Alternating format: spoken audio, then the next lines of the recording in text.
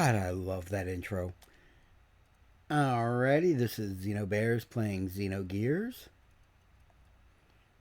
And today, we begin the beloved, the dreaded, Disc 2, the boogeyman of the Xenogears fandom.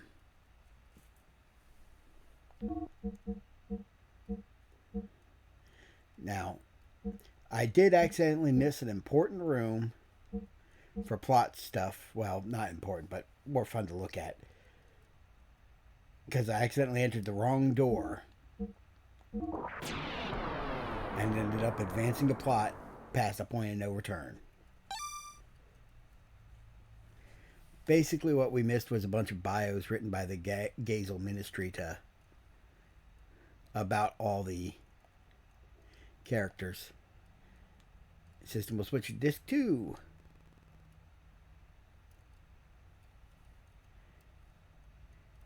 Yeah. You have to go through the motions of switching the disc on the digital version of the game.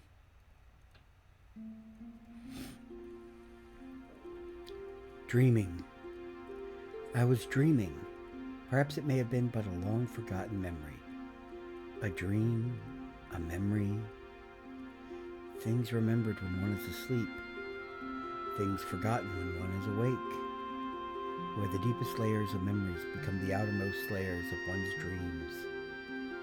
Which are reality, which are illusions. One cannot tell until one awakes. Or perhaps they are, at the same time, both truth and fiction. A vast nebulousness, with no boundaries, an emptiness equivalent to my own existence. I dreamt such a dream, a long, never-ending dream.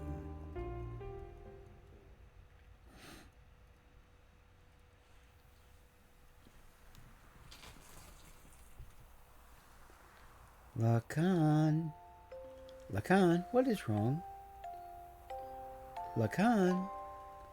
In that dream, I was called Lacan. I was an artist. I had become recognized as a talented artist and was now painting the portrait of the Nissan mother, Sophia. Nice hand, damn it. Huh? No, it is nothing. Let us finish for today. You look rather tired. Are you all right? I'm fine, thank you, but now that you mention it... Shall we stop for the day? You must be the one who's tired, Mother Sophia. Enough of that now. When it is just the two of us, would you stop calling me that? Just call me Ellie, as you used to in the old days. And you don't have to be so stiff and formal. Oh, all right, very well. Yes, let's do that, Ellie.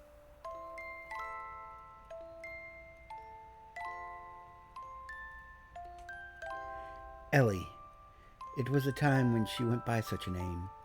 A time when we had met up with one another. A time when nothing mattered between us. It was better that way, just two people, together. It was better to have left it that way.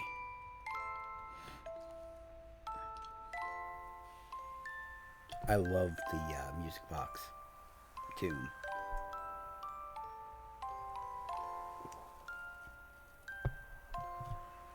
I think I might go back home, only for a week or so. Oh, really? What is the matter? I ran out of paint, so I need to go make some more. You're going all that way just to do that? If I don't go there, I won't be able to get the right pigments. Oh, then how about I have one of my followers, the Kahal, take you in one of our gears? You'll arrive quicker and you'll be much more safe. Much safer, damn it. I lied.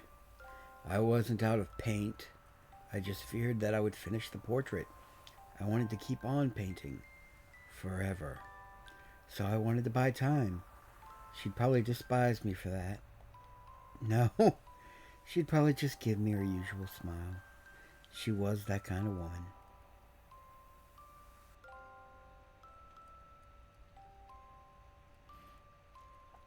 Dreams. A life of a man named Lacan, and the lives of countless other men, all but dreams.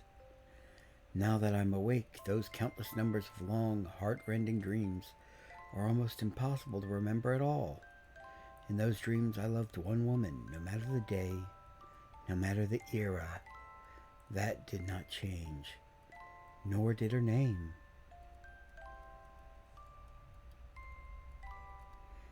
That dream changed me. That dream was the catalyst for me to resolve what my purpose was. I think I know now what I have to do. That long, long memory of a dream. Perhaps it was the memory of my soul. Yeah, I get used to seeing the exposition chair there. Everybody's going to use it at some point. Well, by everybody I mean Faye, Ellie, and Citan. So everybody important. A dream. I was dreaming a dream. Or perhaps it was a memory from the distant past. A dream, a memory. Those words I was unable to convey that day, that time. Those thoughts I was unable to carry out. Words and thoughts, the connection between the two. Without words, thoughts cannot be conveyed. Without thoughts, there are no words. They are both as vital as each other. They can never be divided, like the wings of angels, like a man and a woman. An unchangeable destiny. Feelings one wishes one could change. Meeting with the person who would change me, and watching myself change. I dreamt such a dream, a long, never-ending dream.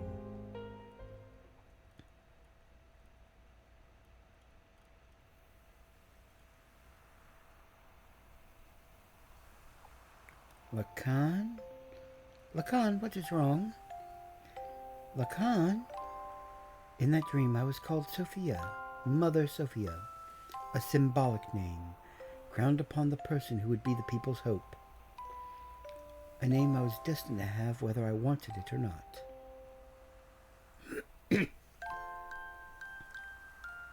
Huh? No, it's nothing. Let us finish for today. You look rather tired. Are you all right? I am fine, thank you. But now that you mention it... Shall we stop for the day? You must be the one who is tired, Mother Sophia. Enough of that now. When it is just the two of us, would you stop calling me that? Just call me Ellie, as you used to in the old days. And you don't have to be so stiff and formal. Oh, all right. Very well. No, I mean, yes, let's do that, Ellie.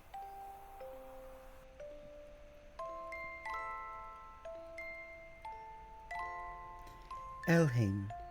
I've always liked that name, because when I first met him, that is what he called me. That is my true name.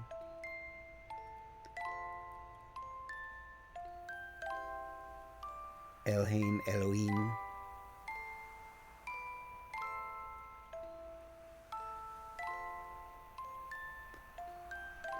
I think I have to go back home, only for a week or so. Oh, really? What is the matter? I ran out of paint, so I need to go make some more. You're going all that way just to do that? If I don't go there, I won't be able to get the right pigments. Oh, then how about I have one of my followers, the Kahal, take you in one of our gears? By the way, notice it's the same exact scene, shot from a different angle, though. I like that touch. You'll arrive quicker, and you'll be much more safe. I wonder when it started, that he started refusing me, the walls between us, our positions, our circumstances. He refused to recognize these. No, maybe it was me. Therefore, I didn't want them. I wanted the two of us to be ourselves. That is what I wished for, so I had him paint me the way I really am.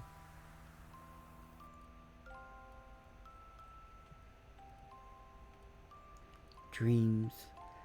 A life of a woman named Sophia, and the lives of countless other women, all but dreams. Now that I am awake, those countless numbers of long, heart-rending dreams are almost impossible to remember at all. In those dreams I loved one man, No matter the day, no matter the era, that did not change. Only his name.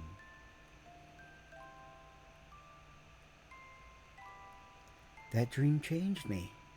That dream was the catalyst for me to resolve what my purpose was. I think I know now what I have to do.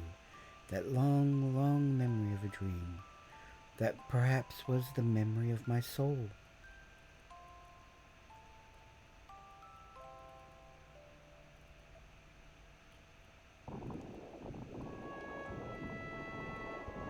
Whoa there, we're going to need a censor bar here for Twitch.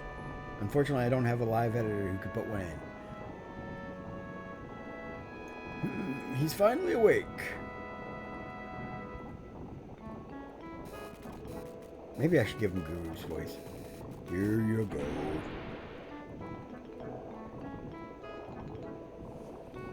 Now. I'm healed. You've been sleeping in this nanoreactor for 3 weeks. Nanoreactor? Who are you? Me? Super Kami Guru. I forgot my name. Some people call me Tora. You seem to have recovered completely. Those were terrible wounds, but maybe your youth and strength helped. But your friend's wounds are more serious and may take a while longer. My friend? Ellie! Ellie. Hey, quit staring at the naked girl and come over here. Hey, turnabout's fair play. Remember the shower in her apartment? Ellie?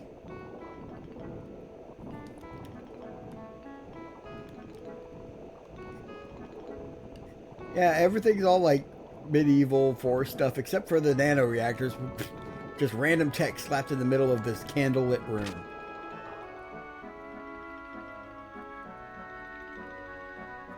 Doors glitch you in the funniest ways. Faye! Doc! I heard from Tora and hurried right over here. Boy, that was lucky. You were fortunate to have come near Tora's research facility. This is no research facility. This is a man's hideaway.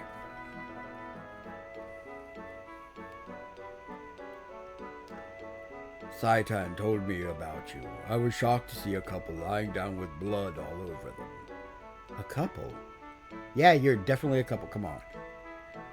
Just accepted it, that's right. At any rate, you had a narrow escape. Faye, make sure you thank Tora. Tora, thank you very much for helping Ellie. Both Ellie and I were hurt so badly.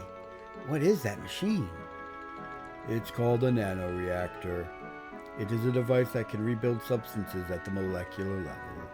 Not only can it just heal humans, but theoretically it should be able to create many substances. Is that the same thing as that guy in Solaris? I mean, same thing as Krellian is studying? Yes, that's right. I was the one who taught nanotechnology to him. You did? We shouldn't waste time talking about such an unimportant subject. Looks like her treatment is done. Oh, you don't need to come. Just wait there. Yeah, go let the old man tend to your naked girlfriend there. There could be no possible problems with that. Faye.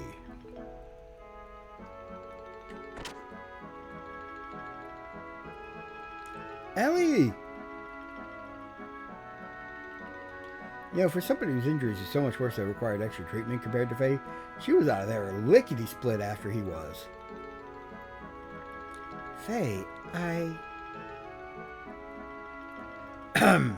Now why don't you two go get some fresh air outside? It ought to ease the shock of the change.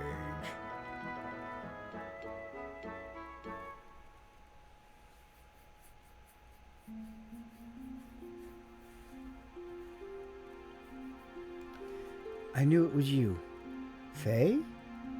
When you came in the room just then, I was afraid you may have forgotten about me and everything else. What do you mean? I mean, because, Ellie, you seemed a little different than before. Has my face changed? No, that's not it. It's more like, your atmosphere or impression is different. Just a little. But I felt something familiar. I felt the same way when I met you for the first time.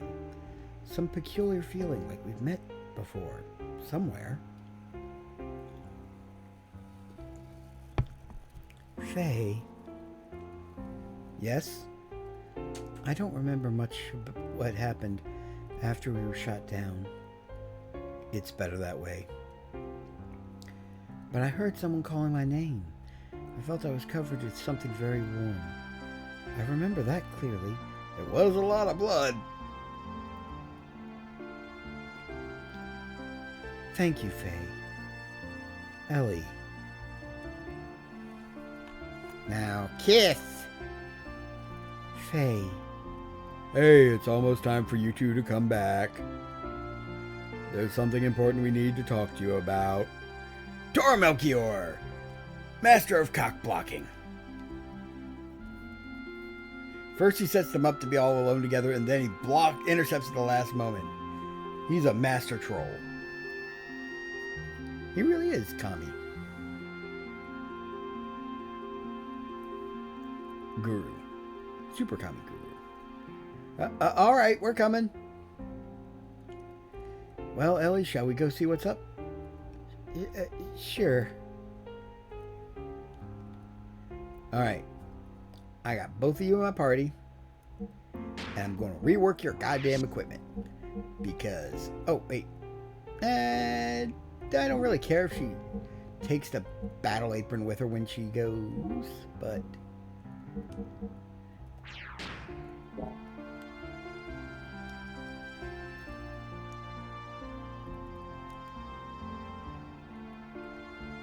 This house does look like something out of Dragon Ball. Like a cross between something from Miyazaki and Tolkien and Akira Toriyama. And now we can... Yes, save!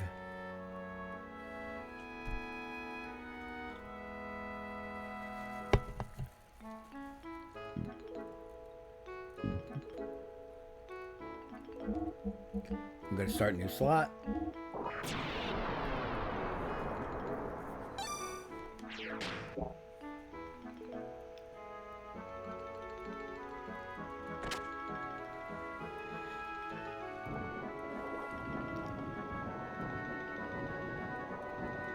How do you feel now? The fresh forest air should have refreshed you somewhat, eh? Anyway, it's about the removal of the seal. I found out it can be released by using the nanotechnology that regenerated you two. The nano-assemblers are enclosed in this pod. If only we could scatter them all over the world. There's an ancient military installation nearby. We may be able to use the mass driver located in there to launch this pod into the upper atmosphere. Once the nano-assemblers are released up there, the convection current should spread them all over the world. I wish I could go do it, but I'm getting much too old for that type of thing. How old are you? Put them on your fingers. I am this many. You didn't lift anything. That's how old I am. Then again, it's for your future. An old man should not butt in. You young ones must do it for yourselves. Here. And of course, I'm not asking you to do it for free. Try this wristband on. What is that? This is an emotion control device in which nanotechnology is applied. From what this machine shaped as a wristband, nanomachines are infused through your epidermis into your brain. There, they refine the SSRI intracerebral substances, such as serotonin, that control emotions. Well, I suppose it's rather difficult for you to understand. But in short, it means that the manifestation of your second personality, id, can be suppressed. Id. Faye.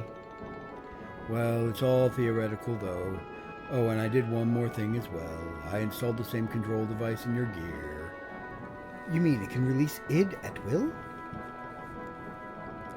Yes, I call it System id. But of course it should not be overused. Use it only as a last resort. Ellie, Doc, Faye, there was nothing you could do. It will never happen again with Tor's technology, though. He is one of the 3 Shavat sages. Whether you believe it or not, it is up to you.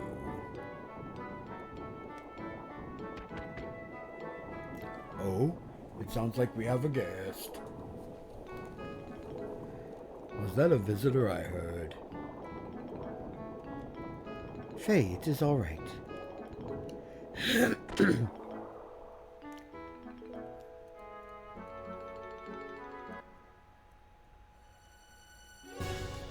Faye, we've got problems. Today, a peace settlement between Ov and Kislev is being held at Shavat, but Solaris' mobile weapons are approaching Shavat as we speak. Please help us. That has nothing to do with this young man. Tora! You're getting on my nerves for being so selfish. Cetan told me about you. You showed up after finding out that it is now controllable. How'd they find out that fucking fast? It's literally been not even 5 minutes. It was like 2 minutes ago you did that. Aren't you ashamed? You haven't changed since then. You only care about yourselves. Faye, you don't need to listen to these guys who once tried to kill you. But... Please go. I'll go to the mass driver. Ellie? No matter what happened before, Shavat needs your help now. Although you may be saving some selfish people, there is still the world and its countries with many more innocent people. Please, don't forget that. Bart and his people are fighting to protect those same lives, aren't they? So please, go help them. Are you sure? What about you? Don't worry about me. I'll manage somehow. But all by yourself? And without your ether doubler? I will accompany Ellie. You do not need to worry. I have brought along my own Omni gear. Your own Omni gear? Yeah, you just had one of those up your back pocket? Yes, my Omni gear, Fenrir. It is the same one I brought from Solaris. I left it with Gaspar in case of emergencies. Doc. All right. Please take care of her for me. Ellie, be careful. I will. We are truly grateful for your kindness, Faye. Suit yourselves. Ignis, right? Yes. The goal of the enemy is to destroy the cities in Ignis. They've already destroyed half of Bledavik and will probably reach Nisan in about 4 hours. Shavat will try to drive them back with all the power it has. 4 hours. That's cutting it close. No need to worry. Balthazar and I fixed your gear with the nanomachines. It's much more powerful than it ever was before. Why, you should get there in half the time. What? Is old man Bal here? Emeralda is here as well. Oh, that reminds me. I never did go back to Bledavik to talk to the kids I gave the money to. They actually do open a shop. I could load up an old save to show it to y'all later. Part of the reason why I've been keeping multiple save slots was to go back to key points in the game. And now we have Veltal 2. Basically, the baseball Veltal scaled up to Omnigear class strength with a fun new system.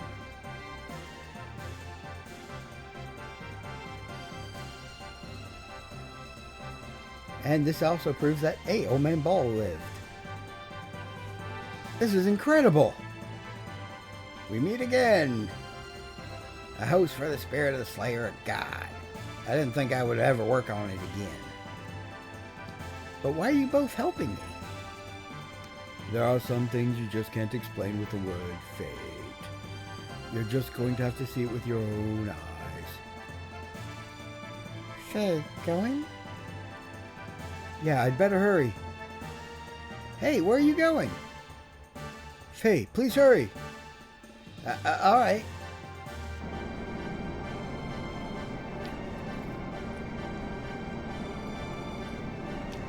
Yeah, Veltal 2 is pretty much the ass kicker 9000.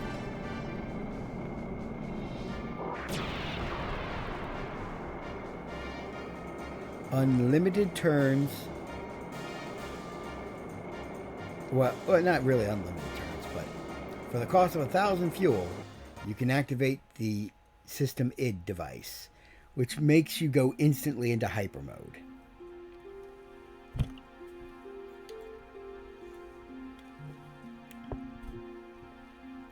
Are you sure you want to go through with this? You wanted to live quietly away from the battlefield, did you not? I noticed myself running away from reality. At first, I thought my situation was similar to his. I thought Faye would understand my feelings. I didn't know if my love for him was real.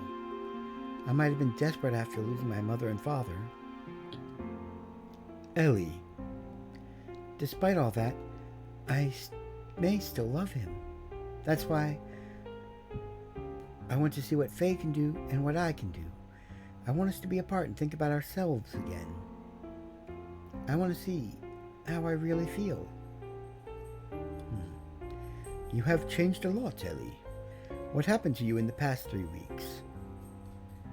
Really? I don't think I've changed. Yes, you have. I should say you have matured, like a mother. Excuse me? I'm only 18. I'm nowhere near the age of being your mother. Sorry, you gave me that impression, that is all. Anyway, Saitan, I'm going now. Alright, I will follow you as soon as I finish off here.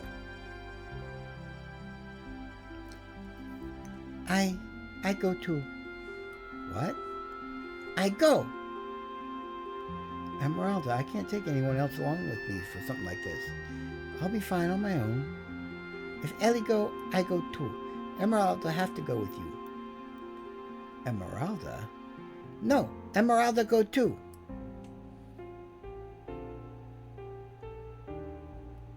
Why not let her go? I'm sure Solaris has a hunch about the limiter.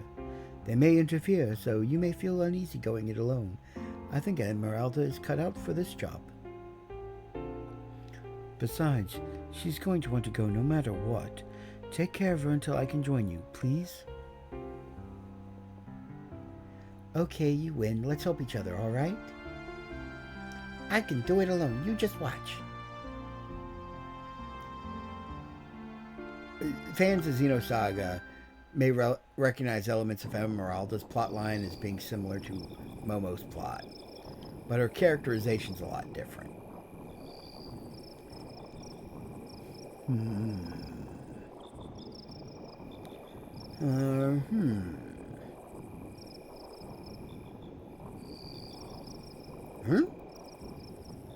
I thought so. So you were the one who brought Faye and his girl to me. I realized that the minute I saw the two of them. Why, how could I help but notice? They looked the spitting image of you and her. Yes, just as you yourselves looked way back then. Right, Lacan? Yep, so Gruff is Lacan. But also Faye is Lacan, somehow.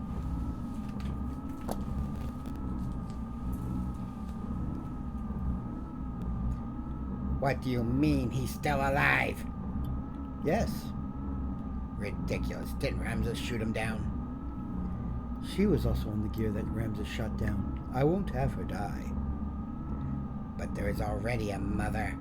Although she may be the antitype, as long as the current mother exists. As far as I see it, that is not complete. Quite picky, aren't you? Didn't you say you threw away all human emotions? I don't care what you think. Anyway, as far as he is concerned, I will put Ramses onto him. Any objections? Where is he presently? Etranonk is destroyed, but part of the memory cube is still active. We should be able to locate individuals. Wait a moment. He has left the crash site and is headed toward Ignis. I see, so he has left the area. That means it is only a matter of time before the seal is broken. Did you say something? It's nothing. Just sit there and wait for the good news. What about retrieving the girl? The key is already beginning to resonate. The time of the resurrection is near. We can get the girl anytime. It doesn't have to be now. Let's take our time.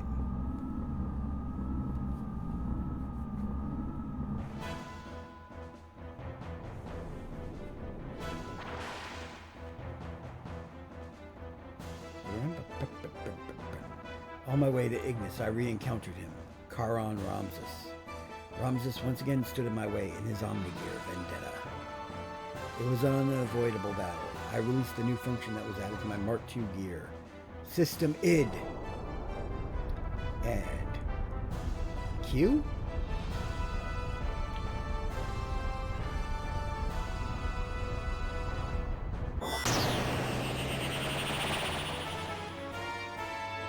And prepare for the ass whooping. Oh, I got go to next. This will be fast.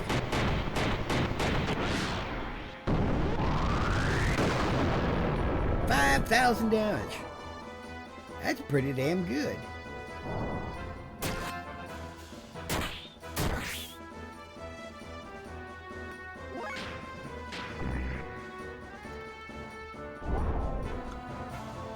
Assuming I hit.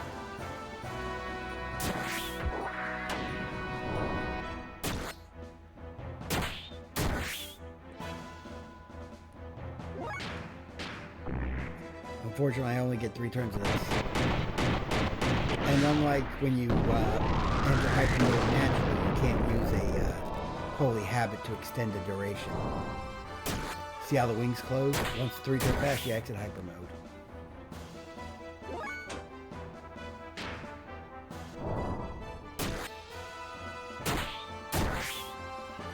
It is possible to lose this fight, but you almost have to try.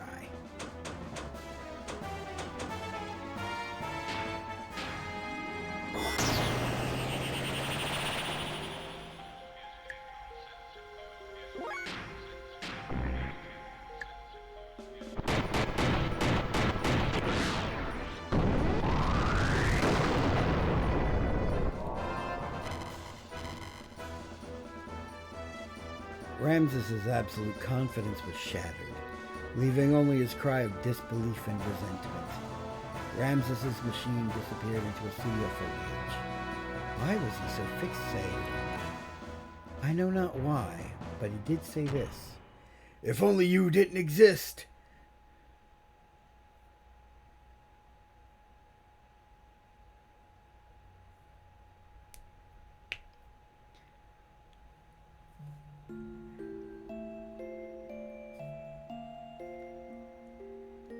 And here's one of the big complaints of this part of the game.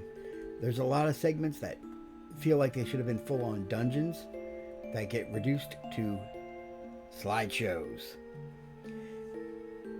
In order to disperse the nanomachines, Emeralda and I headed for one of the ruins of the Xenobears civilization, the mass driver facility.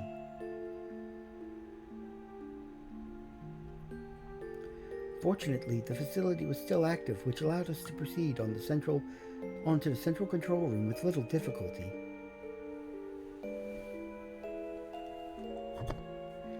Along the way, we saw various missiles and giant rockets that were created during the Xenobears era.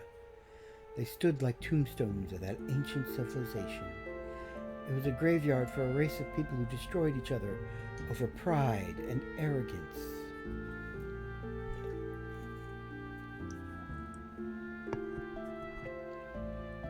Once arriving at the central control room, we met up with Saitan, who helped us activate the mass driver.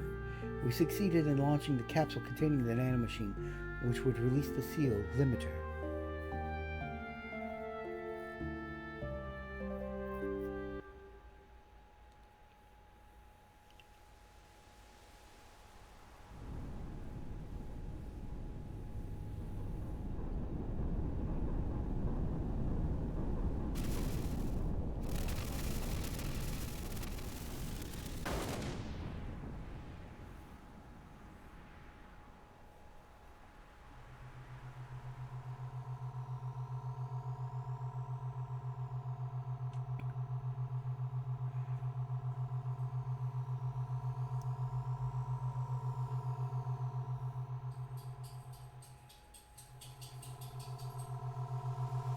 Hey, the ruins of Lahan.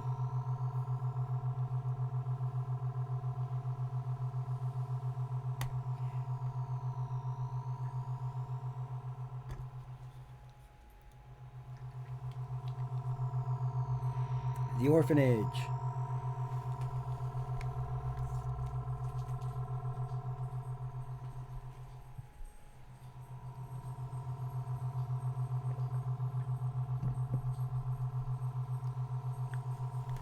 Nice-an.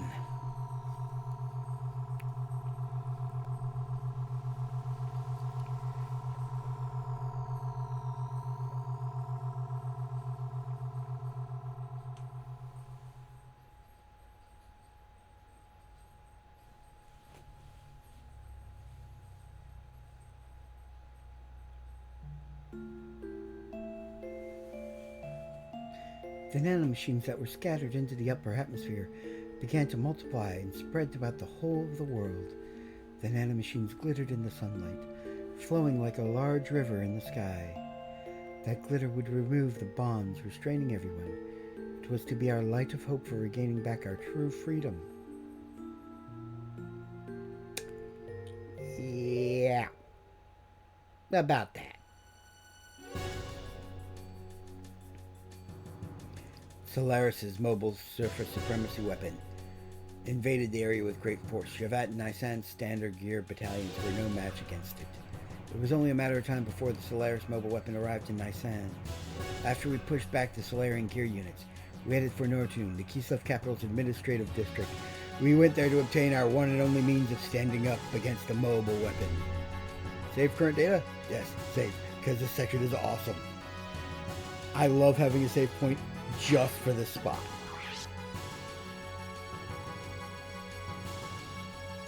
Because this part is fucking amazingly stupid and hilarious.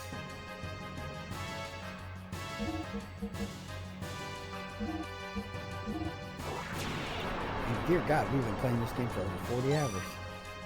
Total. I just realized.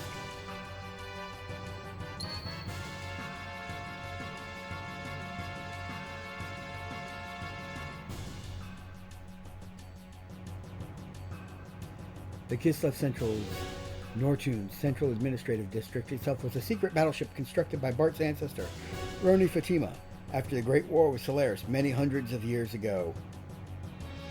The existence of the secret battleship remained hidden.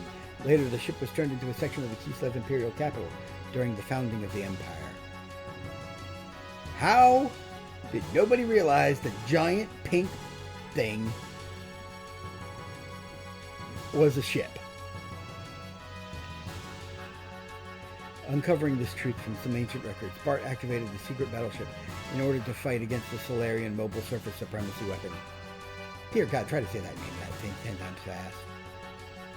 The same cruiser Yggdrasil was actually the center of command and also the main secret weapon of the craft. Awakening from 500 years of dormancy, its true form appeared before us. Commanded by its new master, the secret battleship stood before the mobile weapon with all of us inside.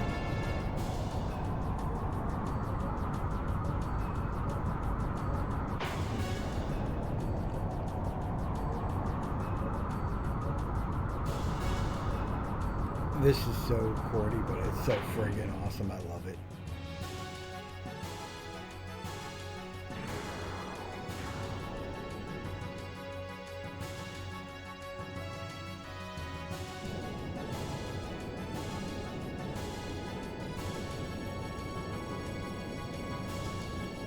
And now, transform!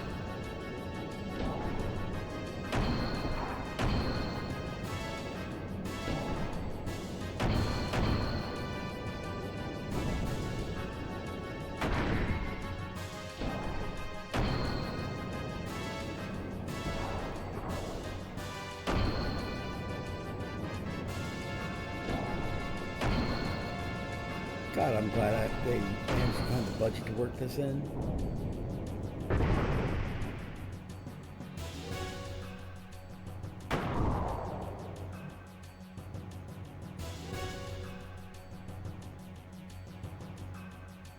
Superdimensional gear, Yggdrasil 4.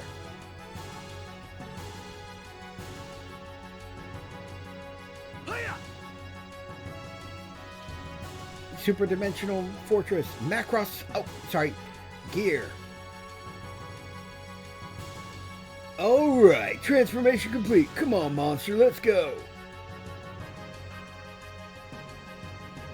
9,900 fuel, 99,999 HP. And Fort Hurricane, only deals 100 damage per hit. I could use the booster, but it's not really necessary. My power output is 1,000. I deal death blow tier damage with regular hits. The thing is, Fort Hurricane is so much faster than our gear.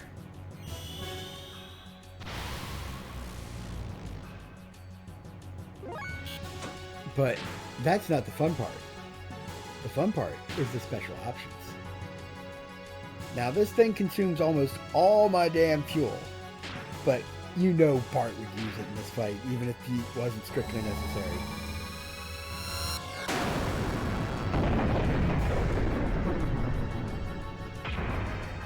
Yeah, Bart just wielded the friggin' Yggdrasil like it was Optimus Prime's ion cannon and fired it.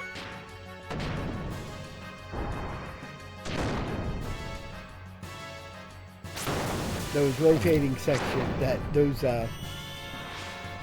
little things that I said looked like revolver bullets finally make sense. The launch catapult is also a gun.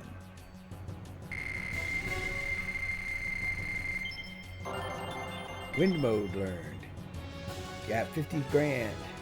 Nice.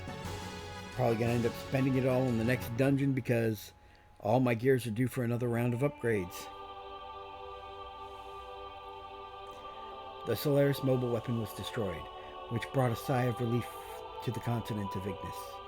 Peace was signed, and after some 500 years of division, the land of Ignis once again became united. Excitement spread throughout Av, Nisan, Kislev, Shavat. The sky shimmered as if to celebrate. By the hands of Eli, Citan, Torah, and Emeralda, the nanomachines had been dispersed into the atmosphere.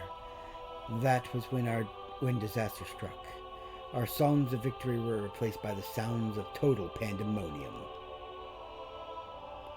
In the beginning, we had no idea what had transpired. We witnessed inexplicable phenomena. People from all parts of the globe began to mutate into abnormal forms. It seemed to be triggered when the nanomachines removed the limiter seal that was placed on humankind by Krellian in the past. The human form with its innate abilities released. That's when I remember what Hammer had said back in Solaris. His words were, "What becomes of the normal humans?"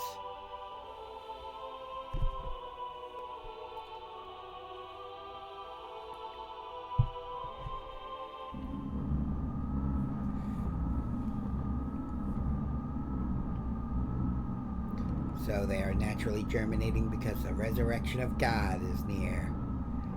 Those who will become the body of our servant. I never knew so many would exist, even without using the key. But some of them have still not yet begun to germinate. Are they not destined to become the flesh of God? Or perhaps those are the enemies of God. Let us reactivate the strategic points of the Soylent. At any rate, they are just incomplete mutants. They are useless now in their half-finished form. God's apostles, there cannot be any harm in having too many of them. Yeah, just when you thought the Soylent system could get any more horrific, butchering people and turning them into fucking sea rations. Hey, it's Krellian. The chains that restrained humankind have been removed because of you. But that doesn't mean there's anything wrong with our plan. Everything is still under control. In the event of the explosion in the capital of Solaris, I had set up a nanomachine virus to diffuse into the atmosphere. I knew they were eventually going to break the seal, but the timing was a little close for comfort.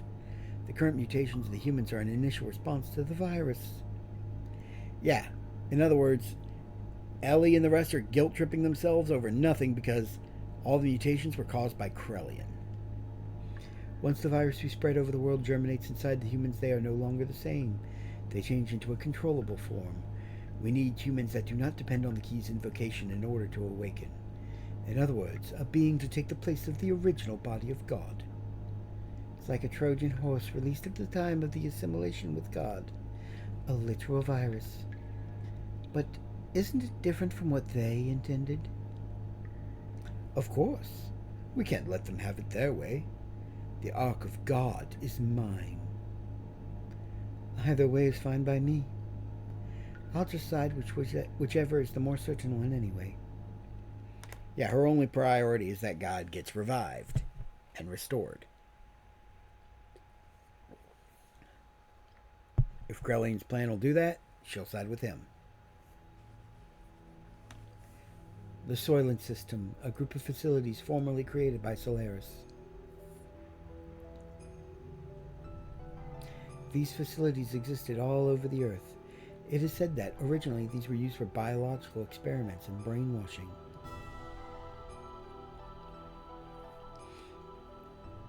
The people who mutated into what were called wells, or the true form of humans, gathered at these facilities. Some of the humans turned wells were attacking healthy humans and devouring their flesh and blood.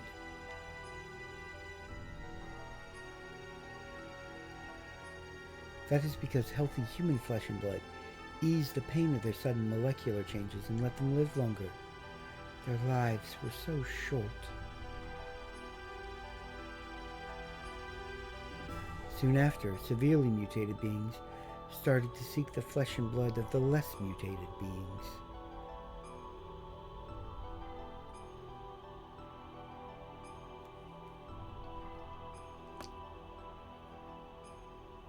The Soylent System divides and merges those mutated bodies on a molecular level.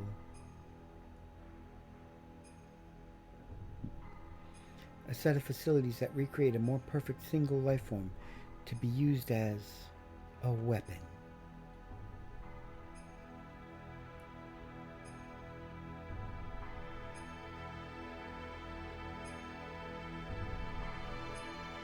This was the truth behind the Gazel Ministry's end plan.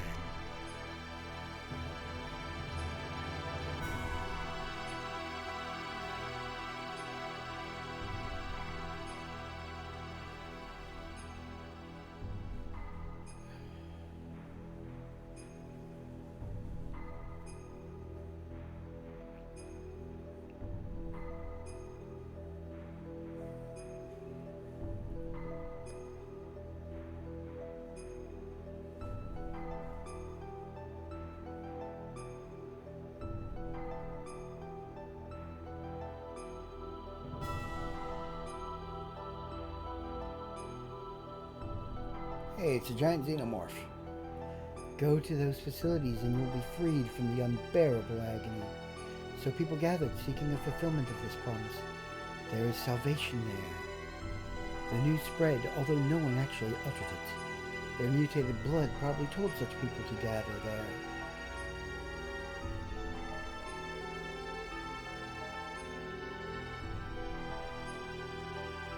We went there to destroy the Soylent System.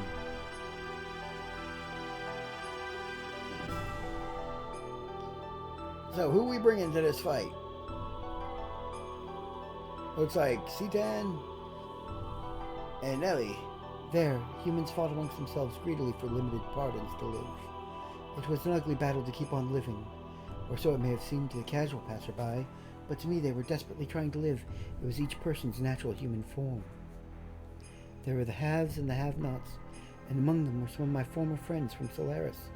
They wanted our flesh and blood. They told us the haves should share with the have-nots. They asked if a have, such as myself, could understand their pain. I couldn't answer. No matter what I said, it would have sounded like a conceited have speaking. Even so, I wanted to relieve their anguish, and I decided to do so, just like the person in the memory of my dreams, in the distant past.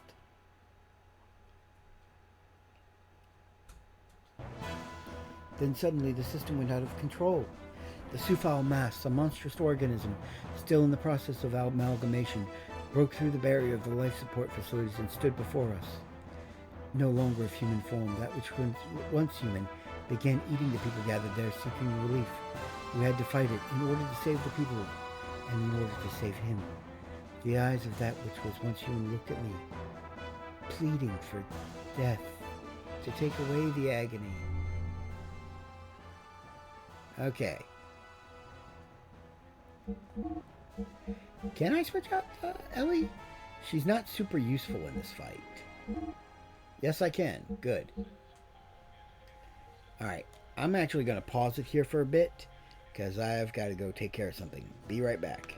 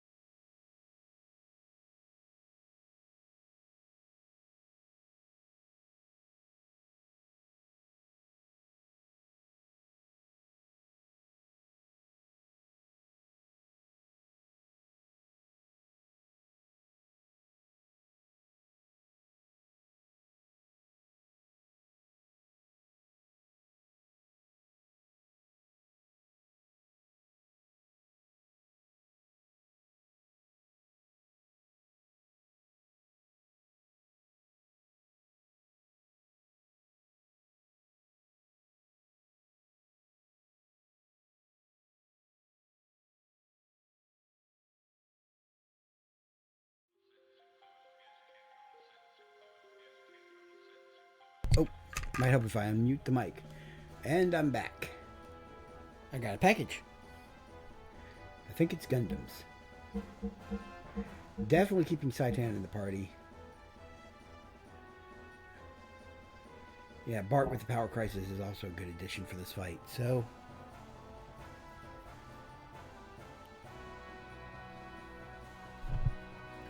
let's get rocking.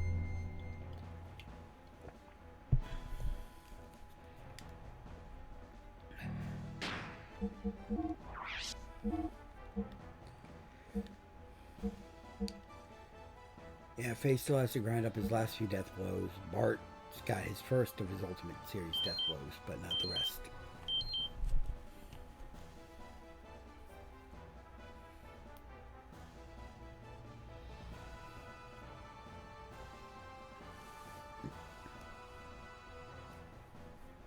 Yeah, I was afraid of that.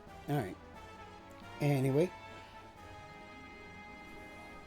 And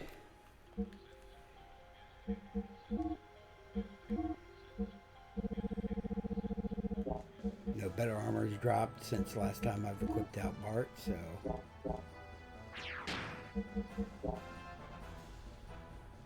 let's get to fighting. The Sufal Mass is one of those that absorbs ether damage.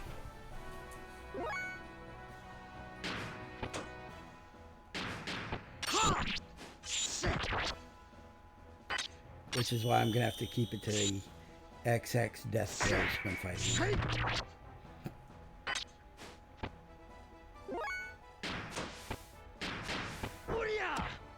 If Faye had his last few death blows, I might.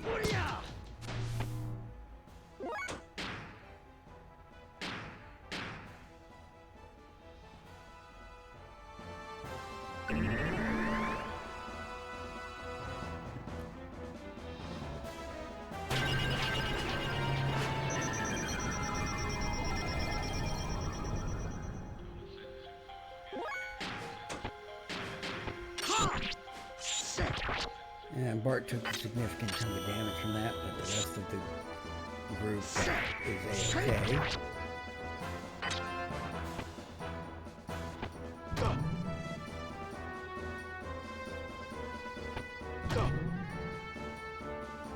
Oh.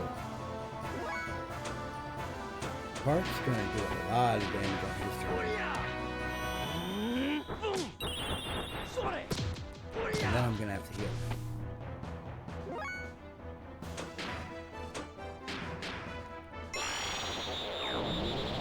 Prepare for an AoE heal.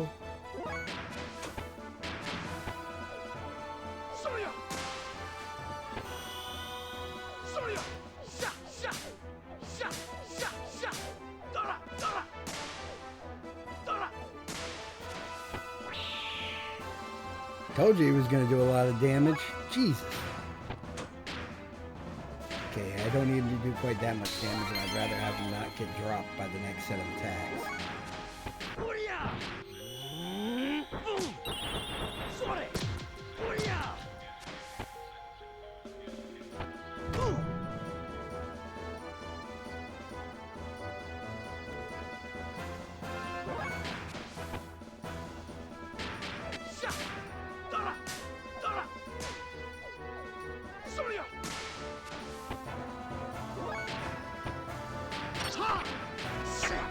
I feel like these guys are big win too.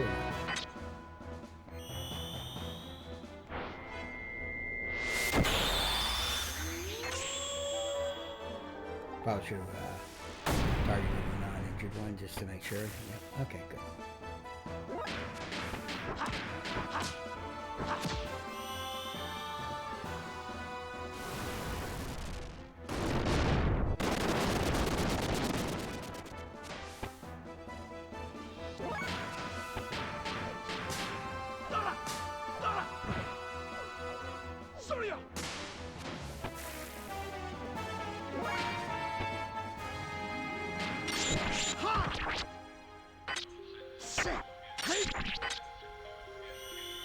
But you can see why I brought Bart.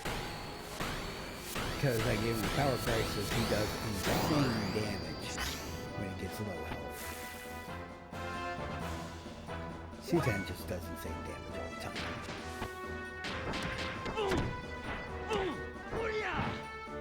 To the point where I can afford to do a little grinding.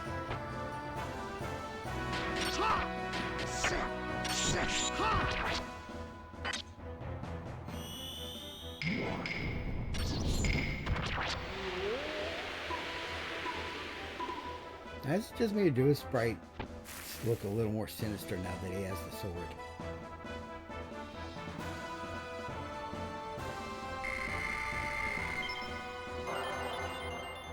damn nice level up for Bart. Earth mode learned. Senke learned. Pilot shields and gold nuggets. Okay, pilot shields prevent mental effects on the pilot of the gear.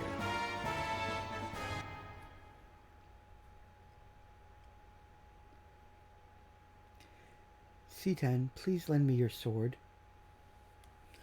And time for a cutscene. It's been a while since we had one.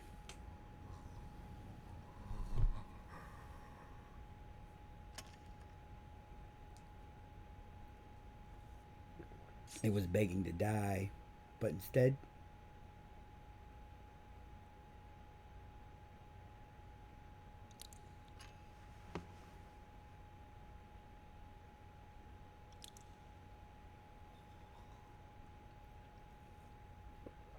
I'm sorry. I guess I couldn't help you after all. All I can do for you now is ease your wounds.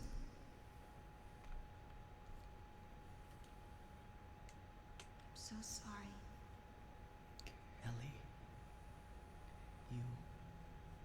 they really did not try hard enough to match syllables to lip flaps here. Of course, then again, they were on a very tight time and budget. I can understand. But they had that Kung Fu dub going hard.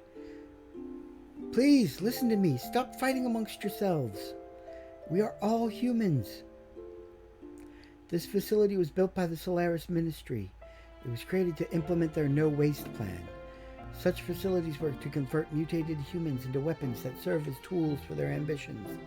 Just one part of their overall plan of racial purification. Of course, once you enter their umbrella of protection, you can avoid absolute death. But is that human life?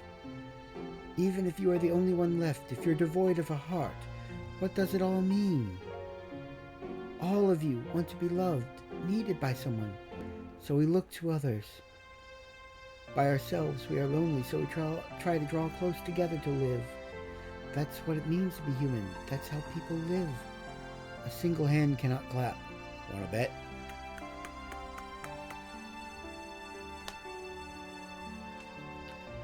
To relieve your pain, I'll give you however much of my flesh you need.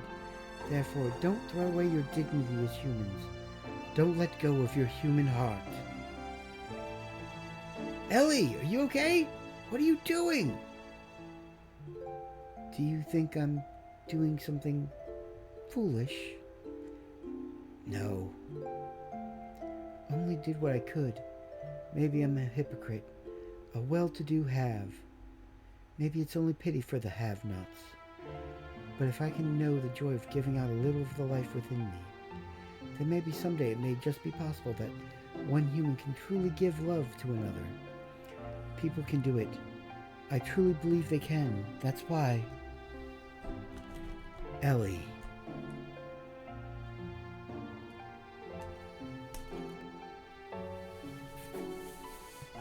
After that, we went from place to place, destroying all of the Soylent System facilities located on the surface of the Earth and freed the people held at each of those locations. All the people that had been mutated were taken in by Nisan, where they received treatment.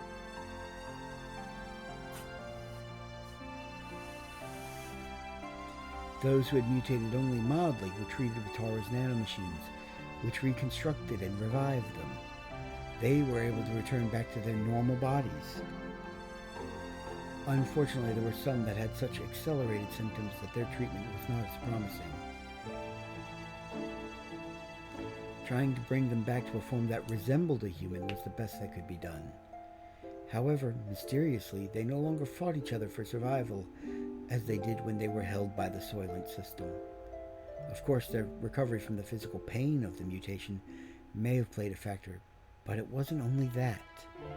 The majority of the people received by Nisan were those that had been admonished by Ellie and had regained their humanity.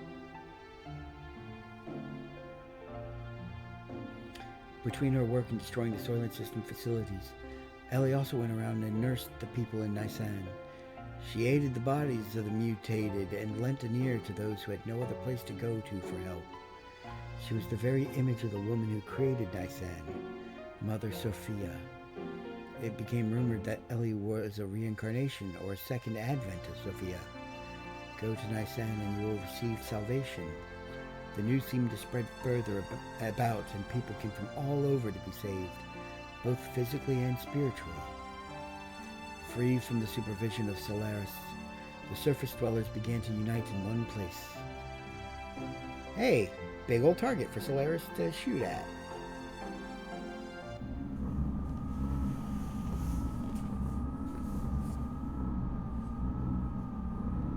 The germinating of those destined to be the body of the servant of God.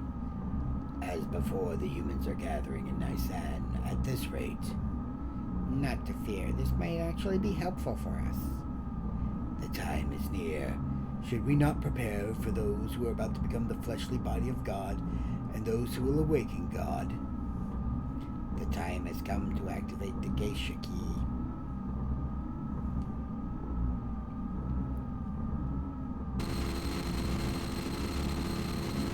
What? Kane?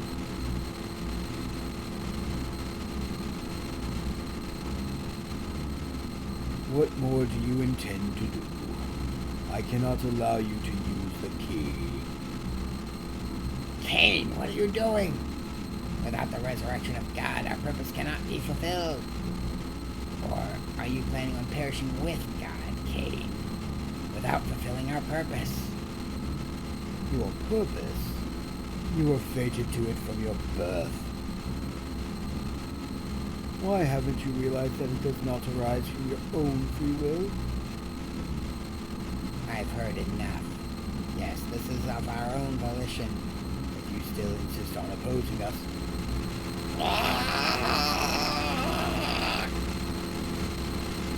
Have you forgotten? You are my subordinates. I can destroy you if I so desire. Do it, moron. We have already done our part. It is time to pass the helm to the next generation. The people will not perish. Based game. Sure, he might have been an evil dickbag when he was first created, but he's improved a lot over the millennia. Although the initial impact of being released from the limiter seal caused some momentary chaos, everything slowly began to settle down. We then began to search for the anima relics, the catalyst to transform gears into omni-gears. In the past, 10 relics had been recovered. It is said that about half of those are in the hands of the Ministry. According to Zephyr, there should be several more relics hidden in the land. We knew then that Solaris would most certainly be searching for them. There was no way we could allow Solaris to have them. We visited the place where, using the archaic records, Zephyr and our people had been able to get clues on the whereabouts of the relics. Following the information we obtained from there, we headed towards the ruins of what seemed to be an ancient civilization. And more of Maria's action theme, soaring.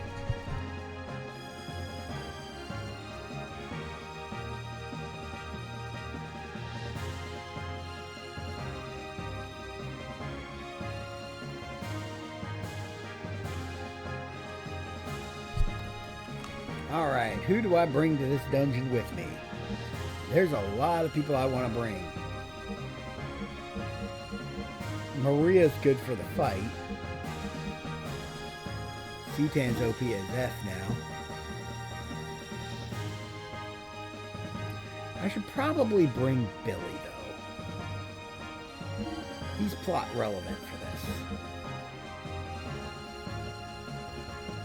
If I'm in the dungeon I'm thinking of. I forget which one was Anima Dungeon 1 and which one was Anima Dungeon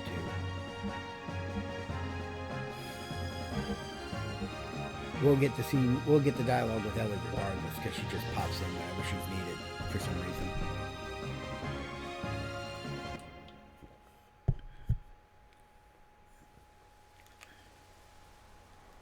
And yes, that is C10's Omni Gear.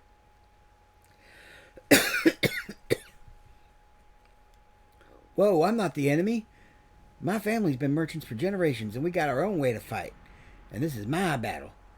Want to buy something? I even service gears. Character, gear, forget it. Let's go with gear.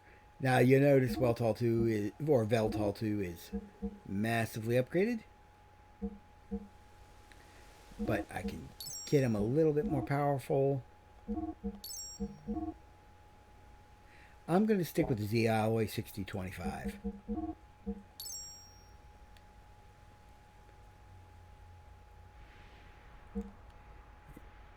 You didn't bring him. I'm not going to re-equip that gear because it's about to get turned into an Omni gear.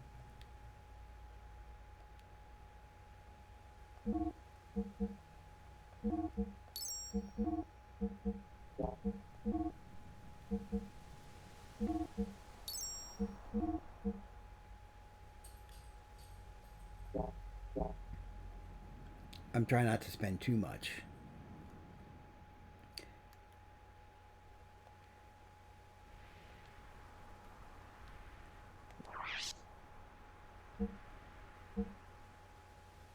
Wonder Whip. I am honestly surprised they did not name it Miracle Whip. I'm going to pick up a couple Godson ammo, even though I don't actually have the weapon on me. Oh, look at that.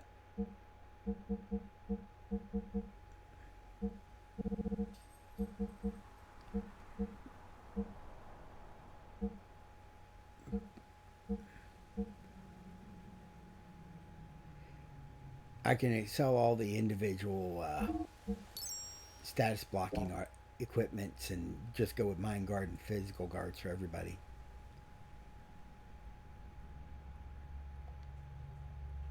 Thanks for your patron.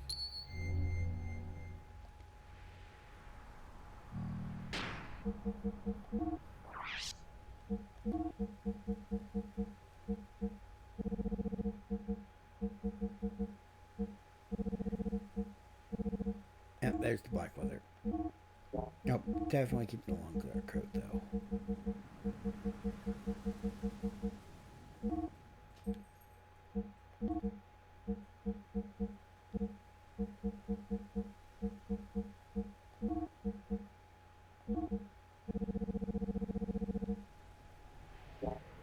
Keep the dark helm because it's actually more powerful.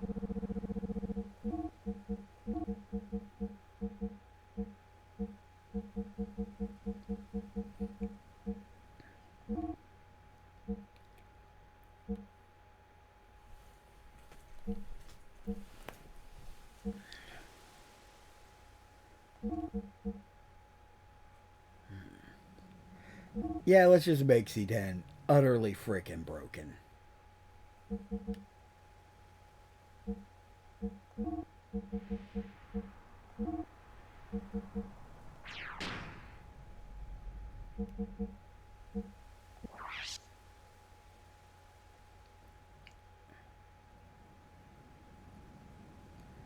And save.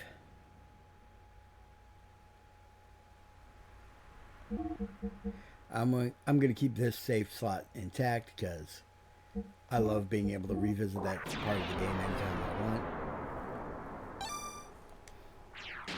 want. The Super Dimensional Gear Yggdrasil 4.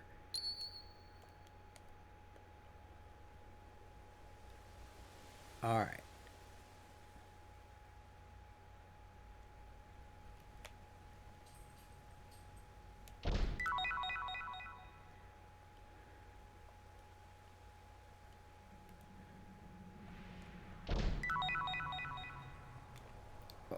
Of course, I buy better helms, and then I get like an even better helm immediately afterwards from the treasure chest because I forgot it existed.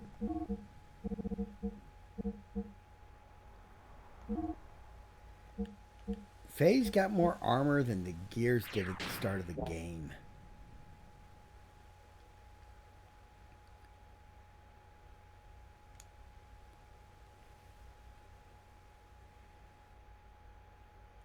Actually, I think Faye has more armor than some of the Gears did during the Kislev arc.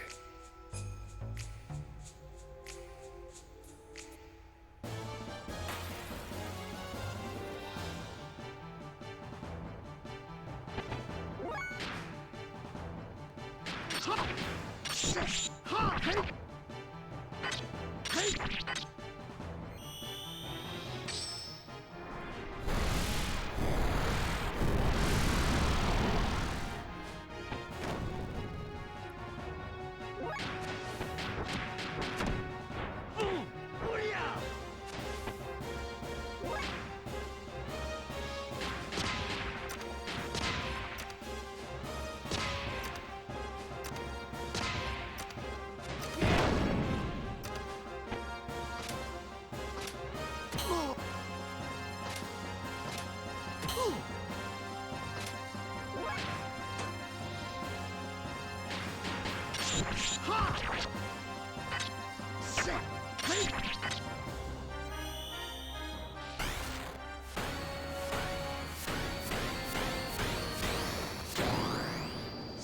half tempted to get Faye the wizardry ring, but I'd rather let him have the extra attack power.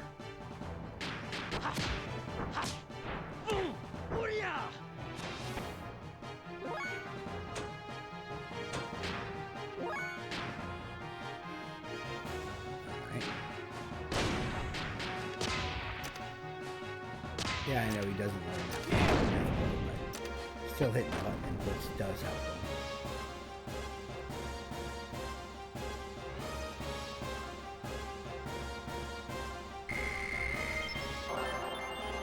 Got his way clear. Got eyeballs and cast armors. How did those things drop eyeballs? I can understand the cast armor.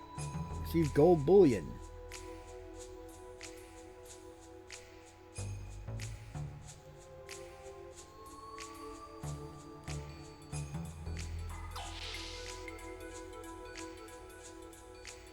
Boom, boom, boom.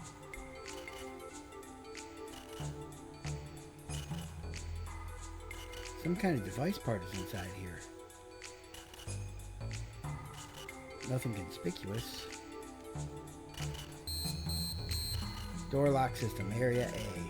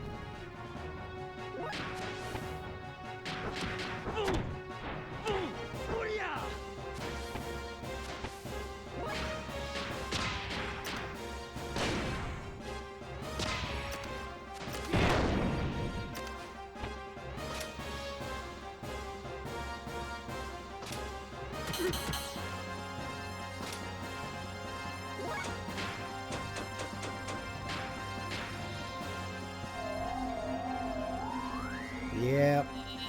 That's the one attack I really hate that these guys have. It's deadly to mage characters like Billy.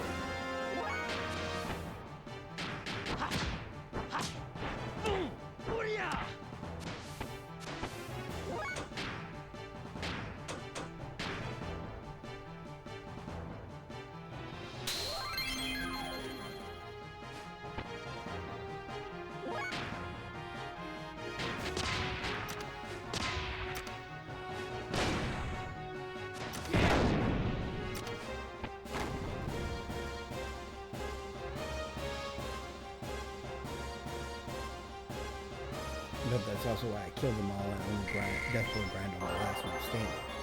Ooh, Holy Gate learned.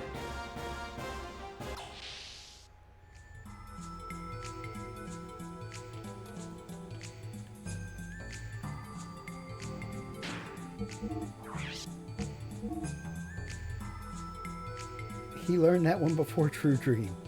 Of course he did, because it requires pressing the square button. And I did that a lot earlier. But, ooh, he's almost a Kake. He's almost two Kake. Yes, that was a terrible pun.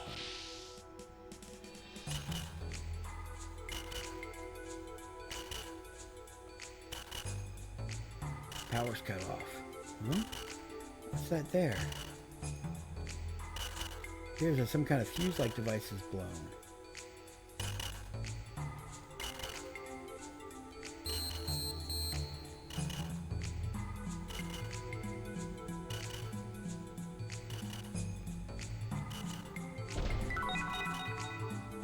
Received another wizardry ring. Next time I go death blow grinding, I'll probably equip that.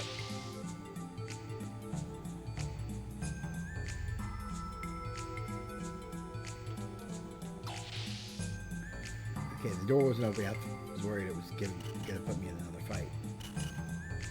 Found a fuse-like device part. Yeah, I accidentally went here first before going to the other door. And fight.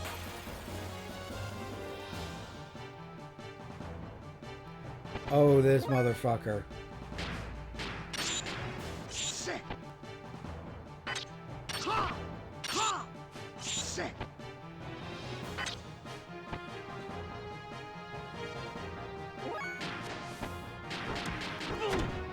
Yeah, don't use death blows on this thing.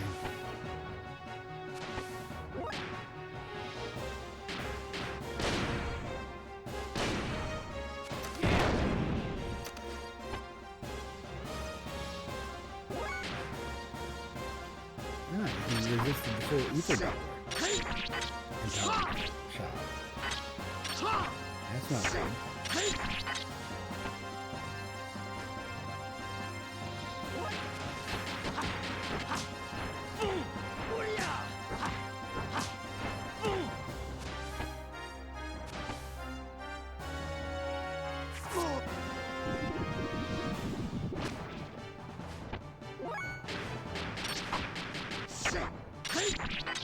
And yes, this thing was called Death Eater before Harry Potter was a thing.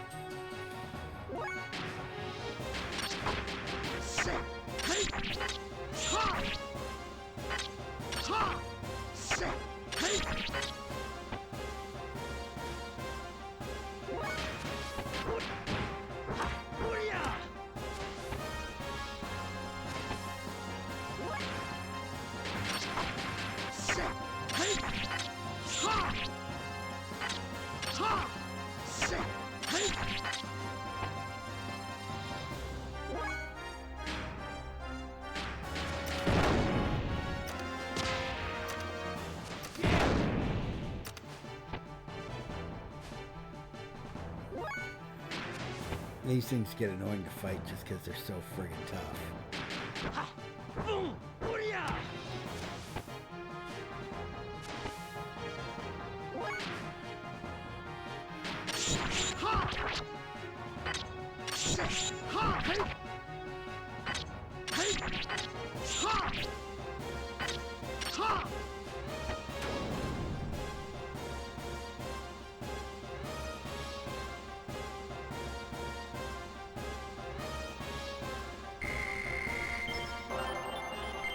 Although they are good for the death blow grinding, I'll give them that.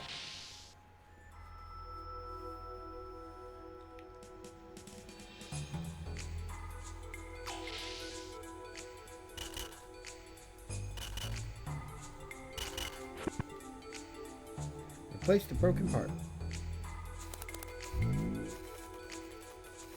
Door lock system is now operational. Door lock area A deactivated.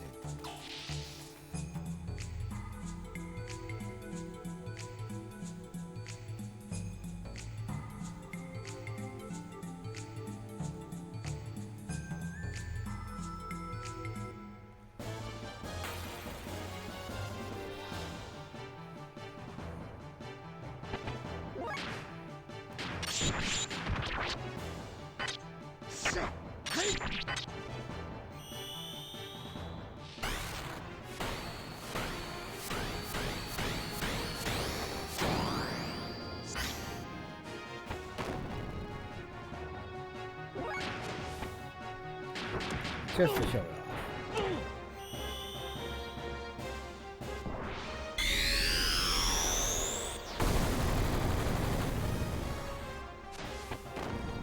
sure Groff used that movie.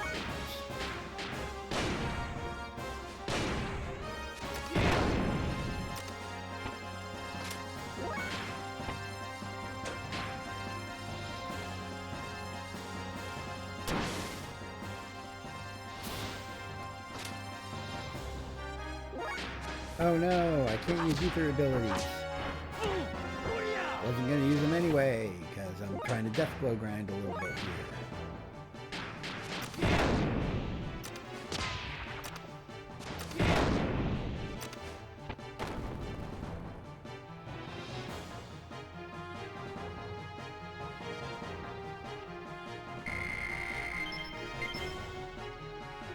More eyeballs.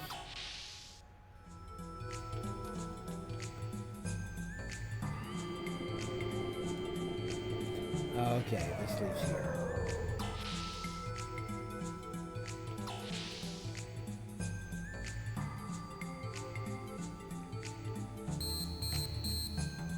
Yeah, can't get in there quite yet.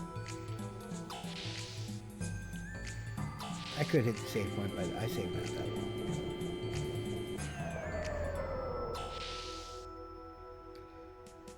Now watch me really mess up a random encounter so bad my whole party ends up dying.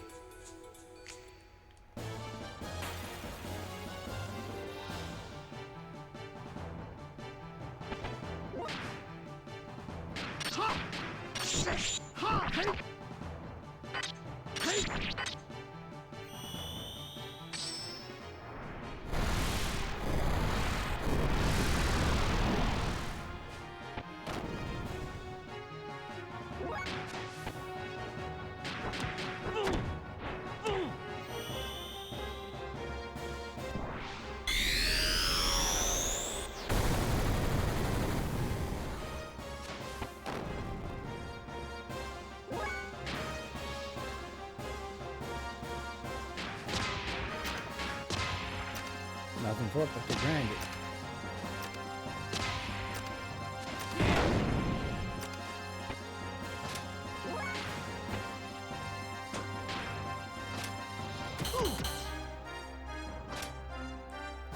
Yep. I'm gonna have to spend more EP. Make sure I don't stay topped off just to avoid getting one shot by that attack.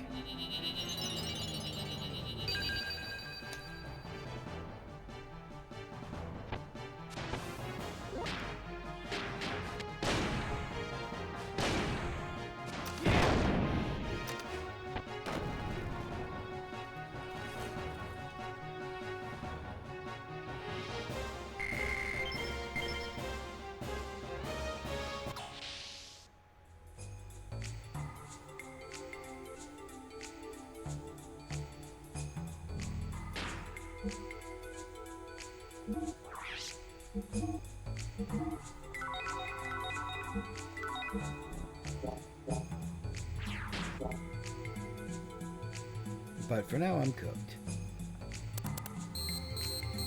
Huh? Is this the one? How about that one? Please activate the main system.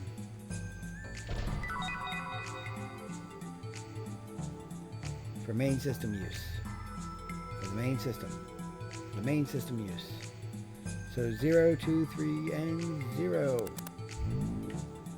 Activating main system. Input activation code.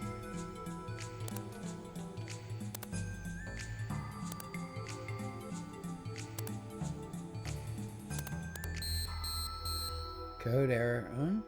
Is this the main system? Any hints? Okay, let's try 0320.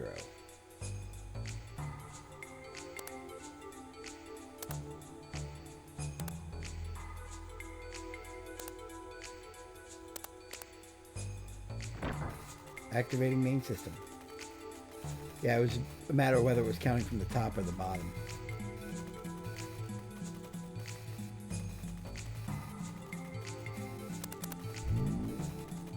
Door lock system is now operational. Door lock area B deactivated. Done.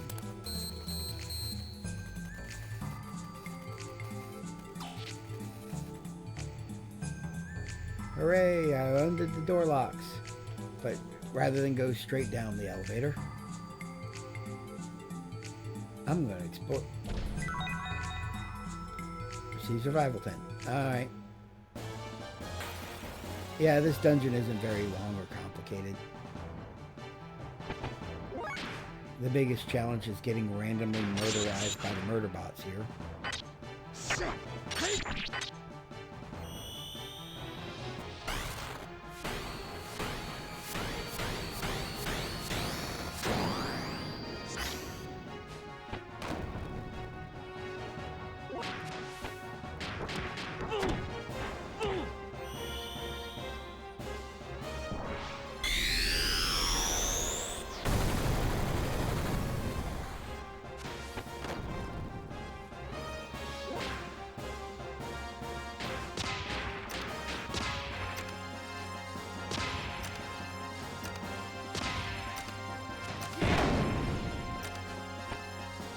Probably should give Billy the wizardry ring if he doesn't have it on already.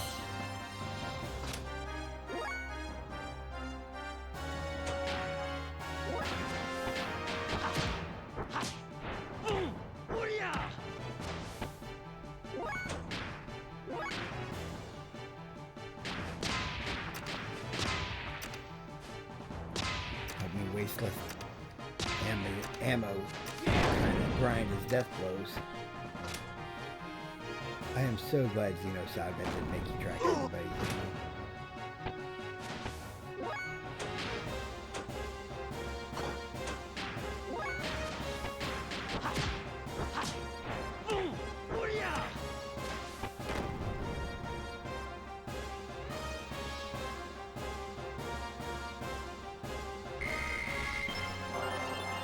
True Dream learned. Yay!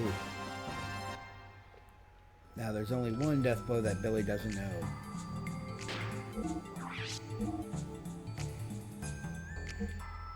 Faye's almost to his penultimate death blows. And the only one Billy has left to learn is, dear friend, let me shoot you in the face. Yeah, I'll keep it repeat.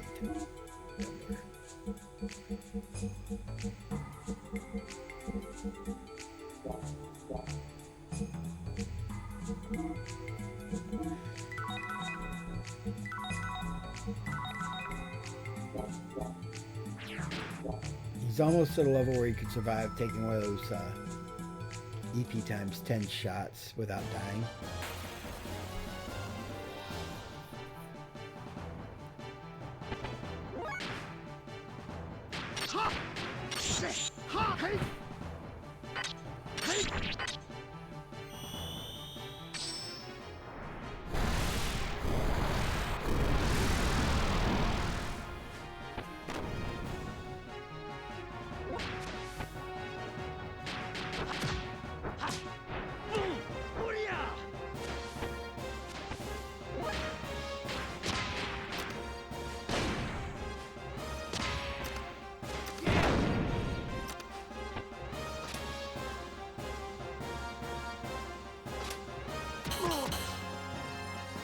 Yeah, not even C10 has the HP to survive one of those.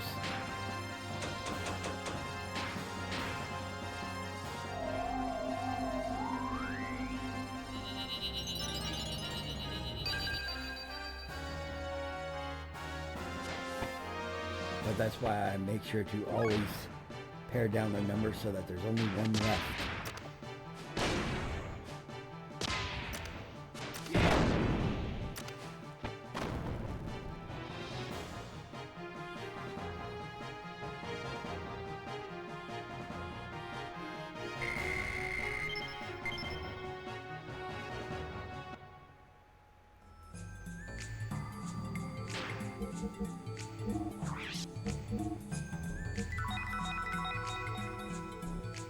And Faye can now officially survive one of those shots, if he's at full health.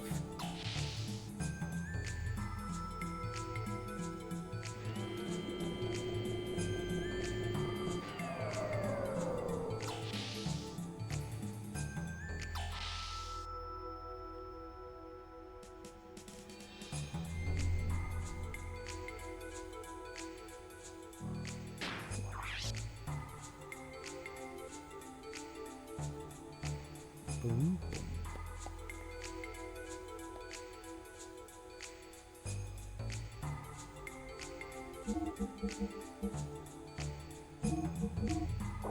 Oh, this is the name of the chapter.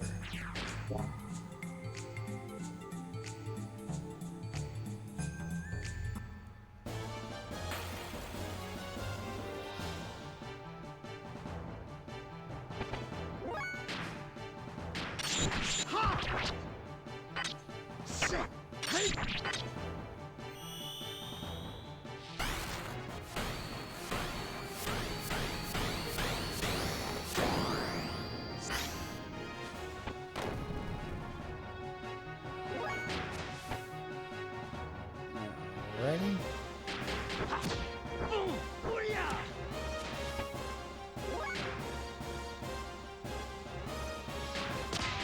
Let's see what True Dream looks like.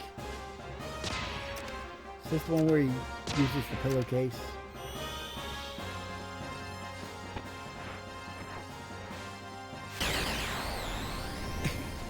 It is.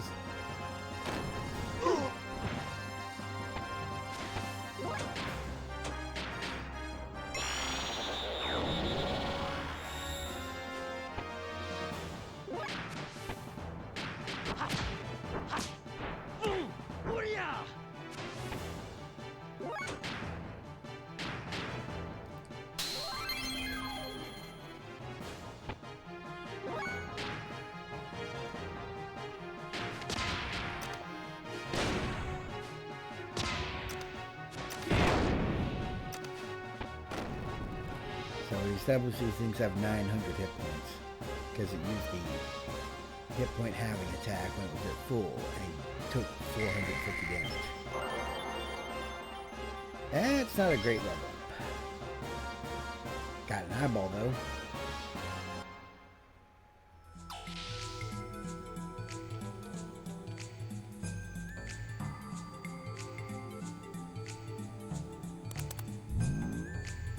Booting up the central elevator's lock system.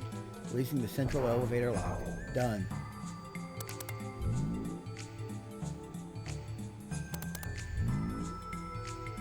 Here's an easy to miss tip for the next puzzle. I've seen a lot of people miss this. To unlock Animal Relic, lock-off codes must be inputted into terminals A to D, which is situated around the area. Upon completion, the main system will be engaged. Animal Relic lock-off code. Input numbers so the vertical and horizontal sums are equal without reusing the same numbers.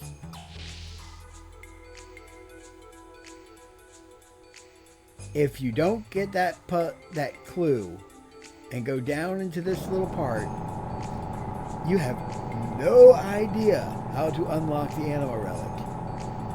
You just get presented with all these computers.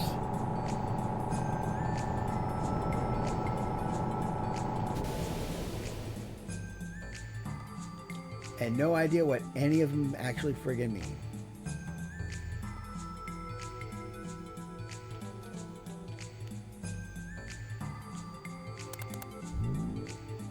Enter the code. Cancel.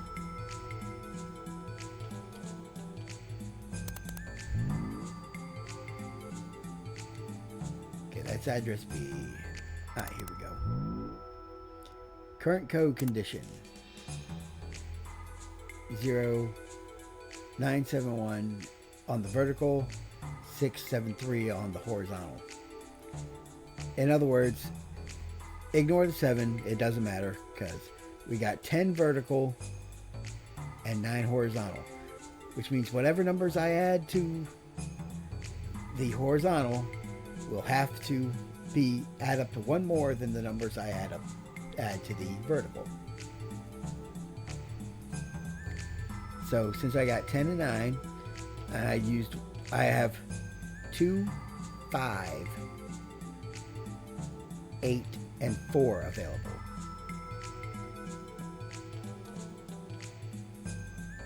So if I use 8 and 2 on the one side and 5 and 4 on the other, I should get it. Oh, it's the default value. Please ignore it. Address A.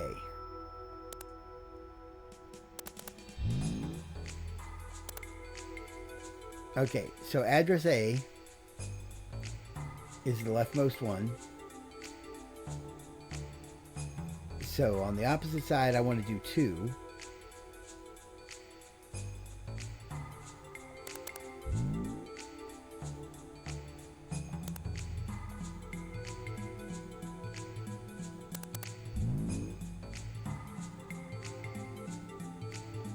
Four.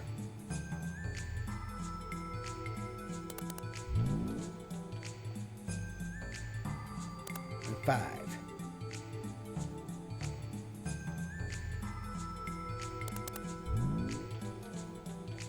Current code of the condition. So we have 19, well 26, going horizontal. And 19 or 26 going vertical, so they're even. Anima relic released.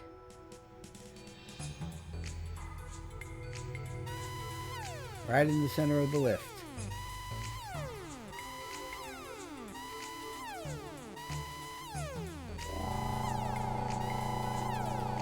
I have literally seen people struggle with that for over an hour trying to figure it out because they didn't get the clue.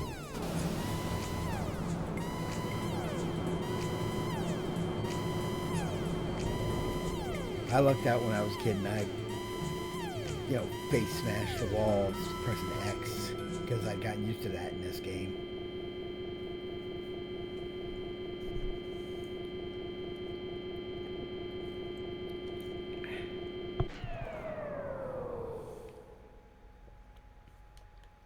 Alrighty. Let us go.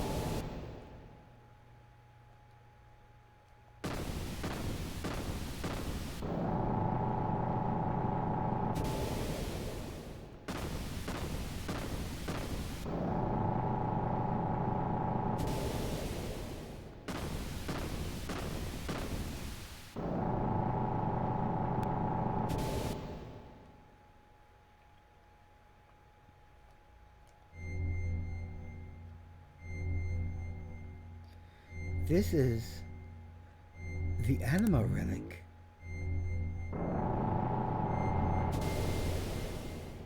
Who is it? Who's calling me? I don't know. I don't know. What should I do? You are waiting for me? Billy? And this is why I didn't upgrade Billy's gear. Because it was about to get switched out for his Omnigear, which would have replaced his engine and everything else. Did you see that? It looked like my gear. Maybe something has happened to your gear. Let's head for the exit and see if any change has taken place.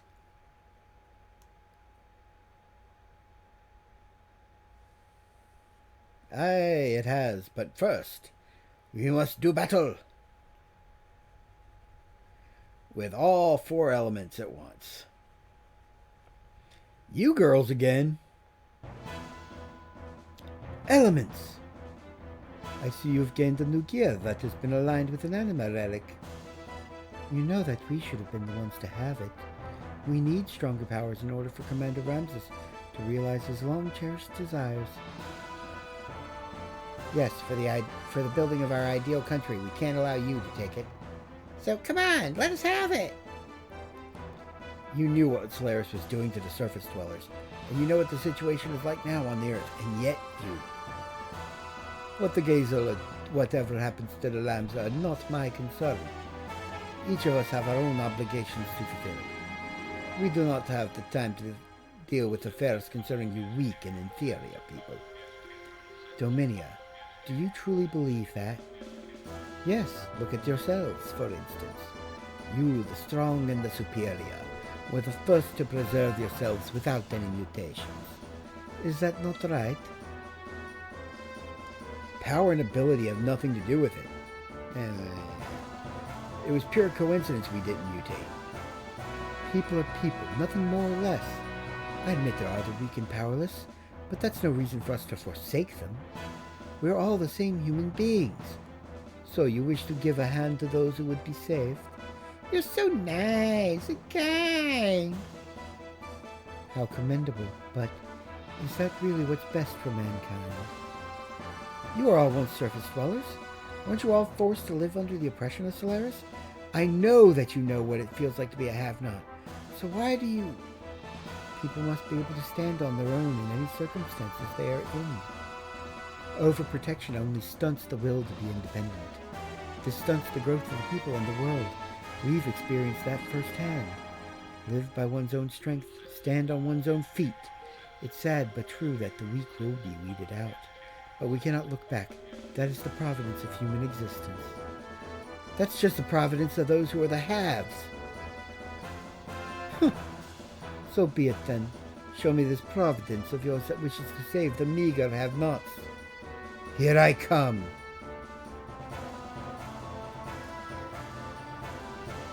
Now, if I brought Ellie or Emeralda to this fight, they would be massively useful in just friggin' annihilating people with spells, but I still have my elementally charged attacks, like Rumbling Earth.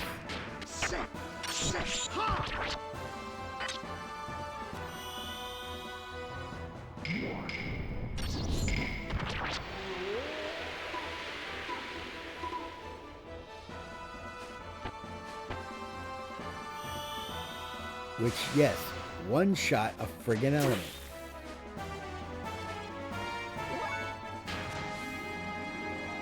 I didn't teach Faye his ultimate attack yet. So,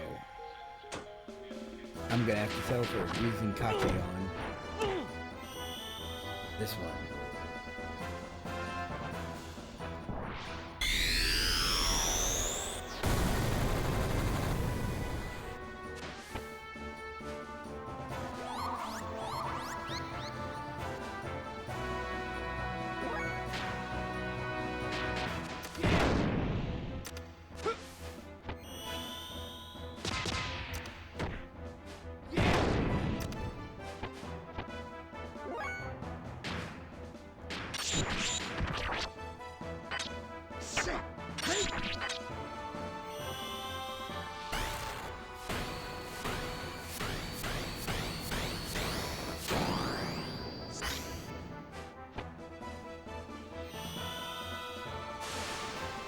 And she'll probably start doing a lot more damage now.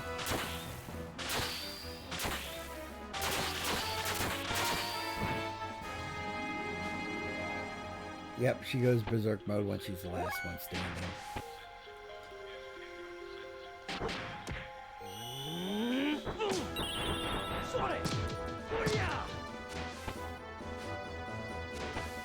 And C10, because he's so fast, generally tends to be the one who ends up with healing duty.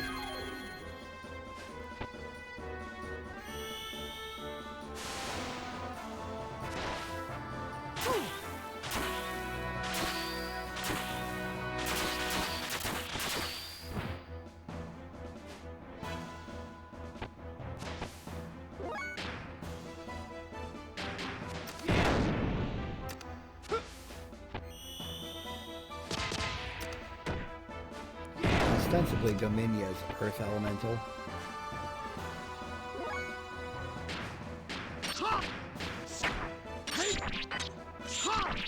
So her weakness should be wind.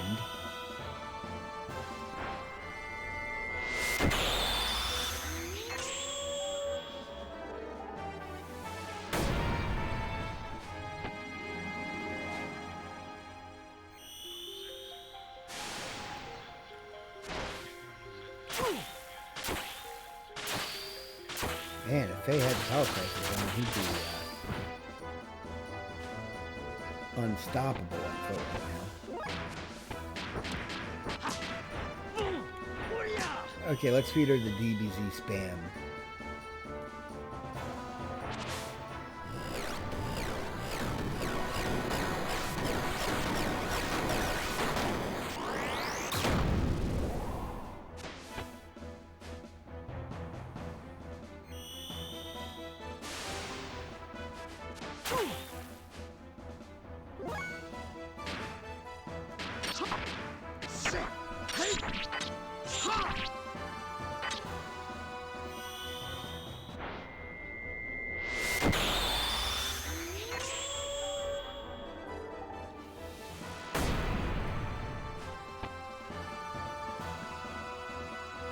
Oh, I was going to heal with Billy, but okay.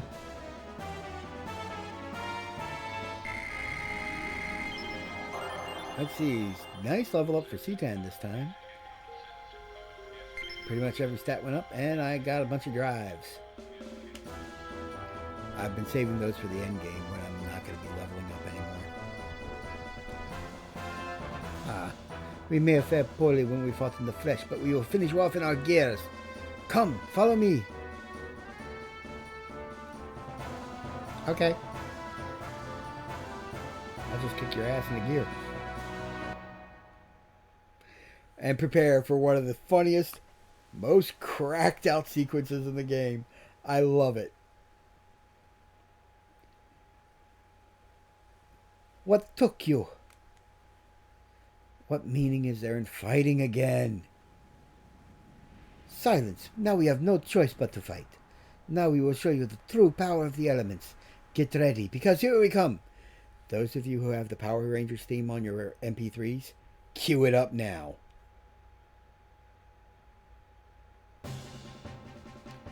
Let us merge and combine our forces. Elements formation. Or the Voltron theme.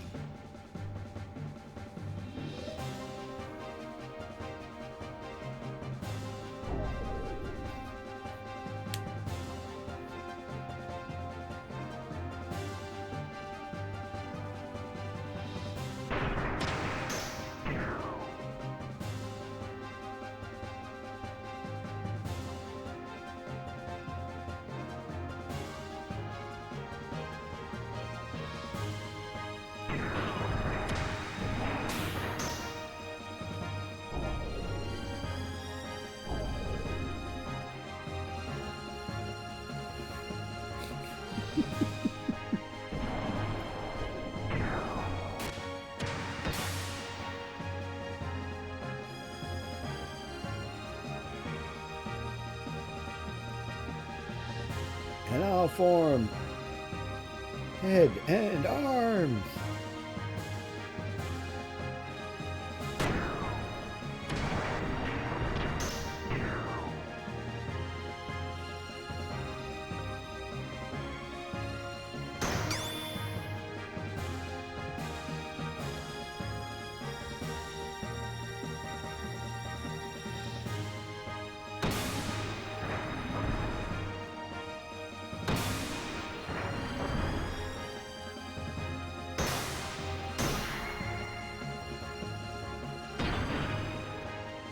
If there's ever an anime adaptation of this, Obari should direct. This scene in particular.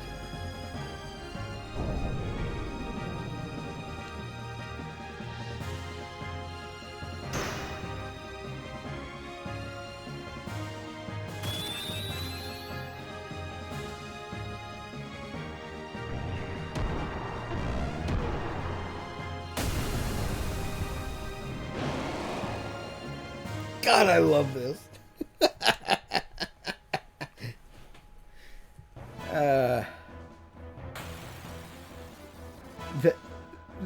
They should have had their own unique music for that.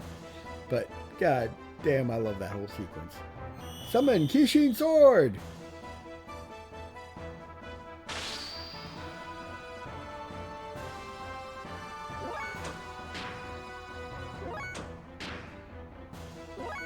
Everybody's going booster because we want to make sure we get way more turns than this asshole.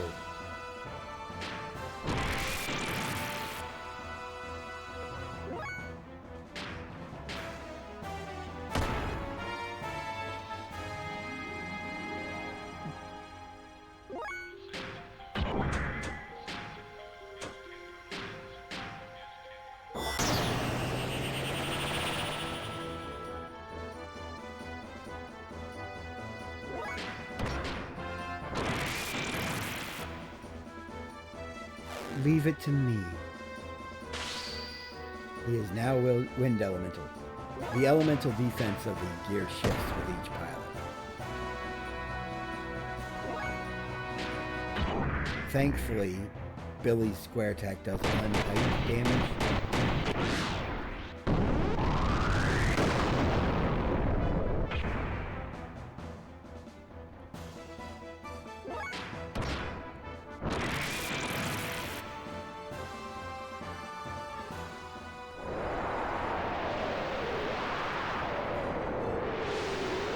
And this is part of the reason why I went with the ether armor, to reduce the damage I take from that attack. Because with the ether armor, I'm going to take a lot less damage. See what I mean?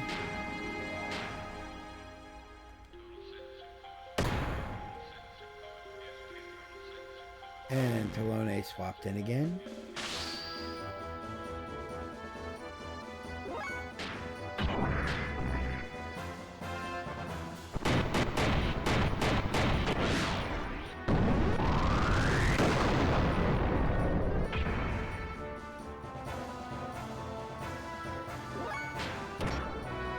Got a 5% chance of hyper mode. Probably not worth it.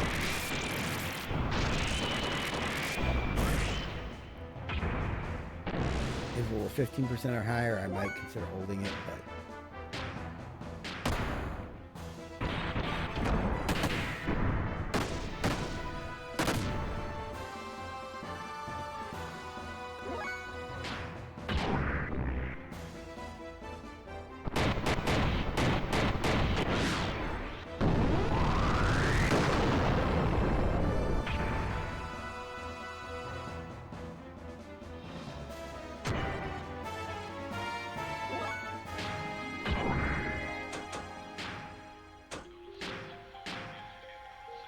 Soul Wave and the other special options are kind of cool, but they don't do enough damage to justify the fuel cost.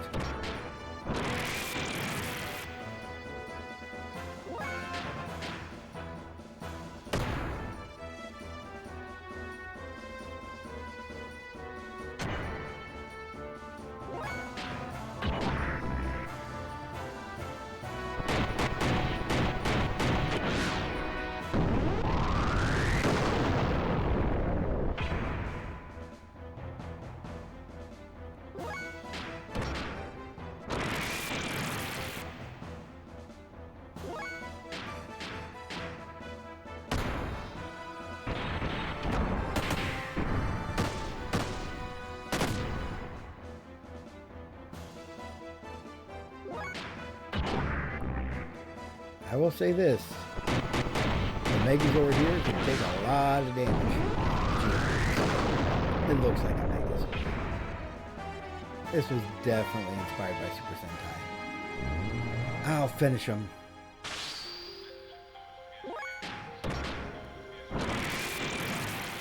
Ooh, 16% chance.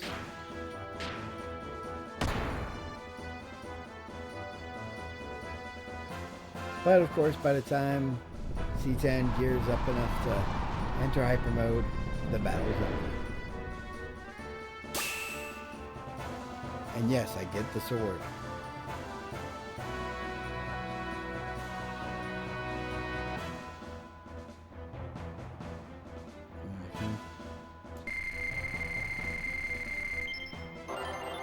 Let's see, really good level up for C10.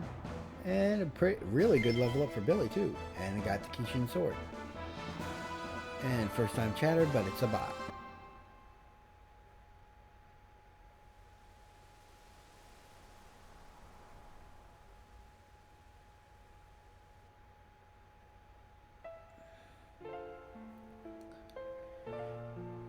Some things only the weak can feel, but weakness does not make them servile.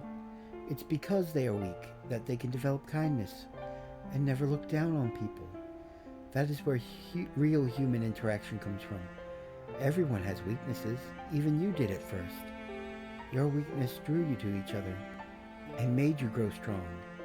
Never forget those feelings when you all live together, side by side. Wait! Are you trying to show us mercy, or are you just trying to show off? You've got us all wrong, Dominia. Our paths may be different, but our goals are the same. That's why I can't fight you anymore. There's no reason for me to. That's all.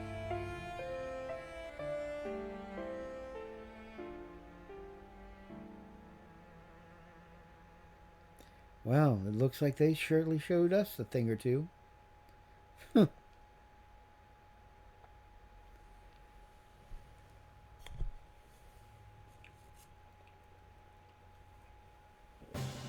And with that, the quirky mini-boss squad is defeated. Having fled from the elements who tried to take the relic to be used as power to fulfill Ramses' desires, we once again initiated our search for information on the whereabouts of the last known relic.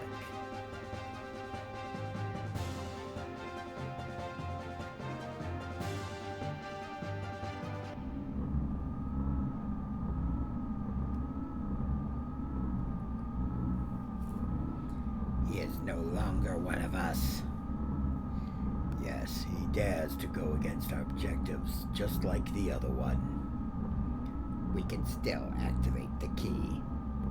We must do something about the one who stands in our way. We must eliminate Cain. But we cannot stand up to his power. Only Cain can destroy Cain. So, Mother, will you do it for us? Maybe. Did Krellian say anything? Something concerning the potential ability as a countervailing existence, with everything focusing towards a single point. I see. But Carr is still shaken up by yesterday's defeat against Faye. We are almost ready. I just need a little bit more time.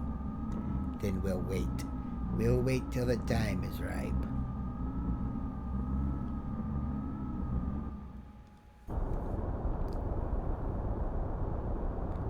Krellian? A countervailing existence? That Myung, what's she up to? I'd better warn the commander.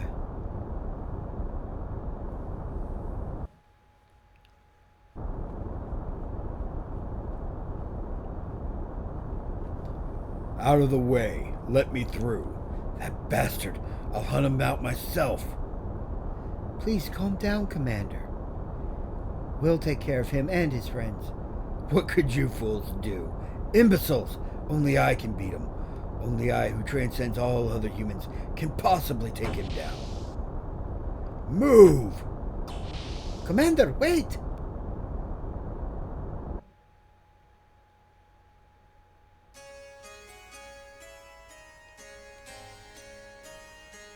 While Faye and the others searched for the resting place of the last known Anima relic, I temporarily returned to Nisan.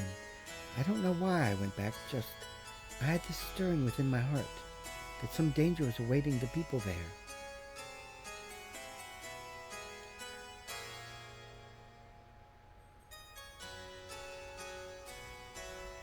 All the people accepted into Nisan were on the road to recovery. There were still those who were not able to completely recover, but Tora's nanomachines continued to evolve from day to day. Thanks to the nanomachines, the treatments were becoming more and more successful, and the day when everyone would regain their original bodily form was approaching.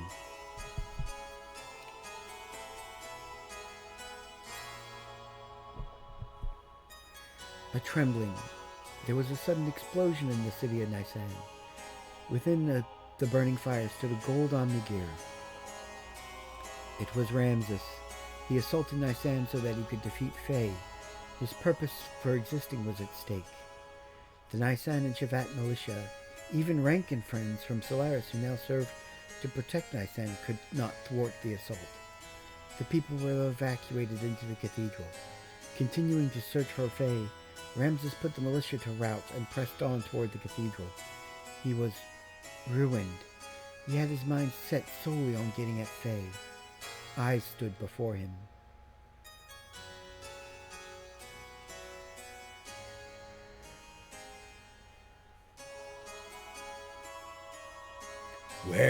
Where is he?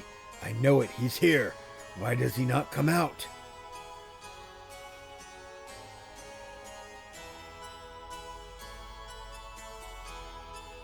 Ramses, the Fae you seek is not here. So please stop this meaningless violence. Yes, you will do.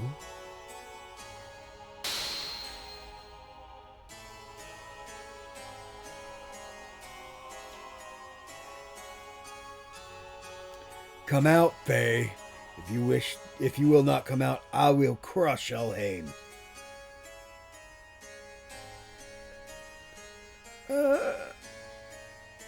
Ellie! Boss, keep back.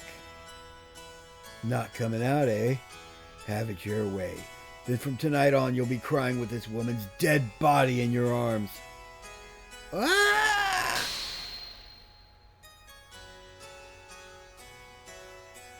She wasn't even in her gear. How the... What happened? Why can't I move? Ellie! Are you okay? How could I? To the likes of you. Not only to him, but I am also inferior to you? Me? What happened to you, Ramses? Why are you caught up with Faye so much? Why are you so bothered by who's more superior? I was originally created to be the integration of all human abilities, to be able to align with all of the anima relics. I was created to have the powers equivalent to those of Emperor Cain. You could say I was to be the ideal form in which all people strive to become.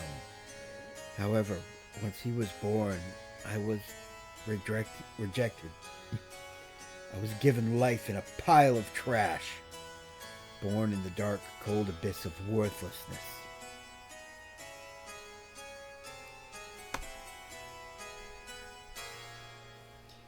But I was able to crawl out of there.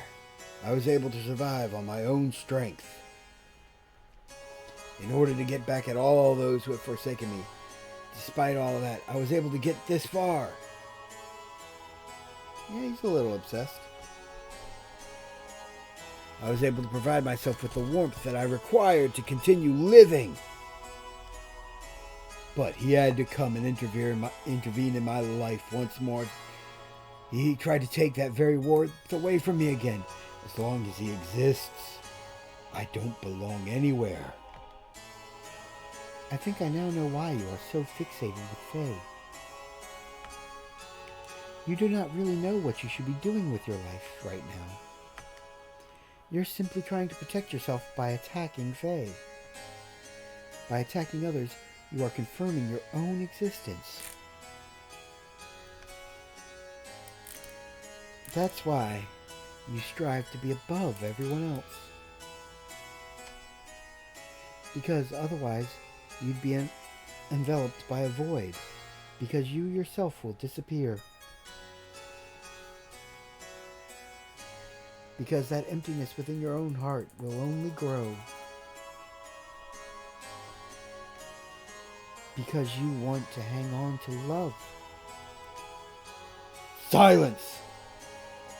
Even you were trying to take it away from me? That warmth? That very warmth I finally obtained? Ramses, no one is attacking you. No one is trying to take away what is so precious to you. No one is threatening you or your existence. It's all in your mind. So don't hide the feelings that are in your heart. Don't fear love.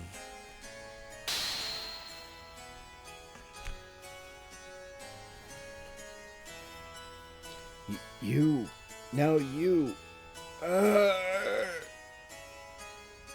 He was a misshapen friggin' baby.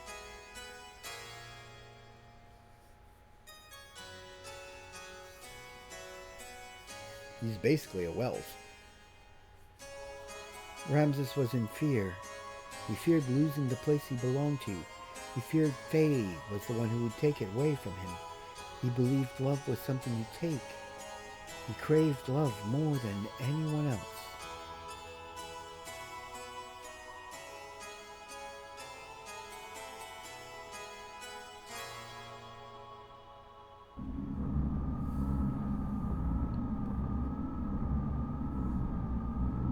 Worthless.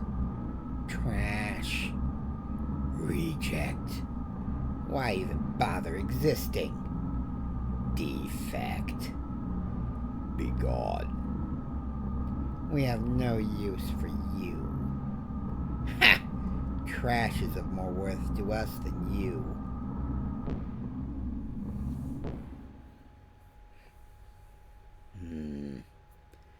Car, don't worry. I'll always be by your side. No one knows you better than I do. So don't. Young, is this all I can do? Is this the extent of my strength and abilities? I couldn't beat him. And in front of that woman, I couldn't even do a thing.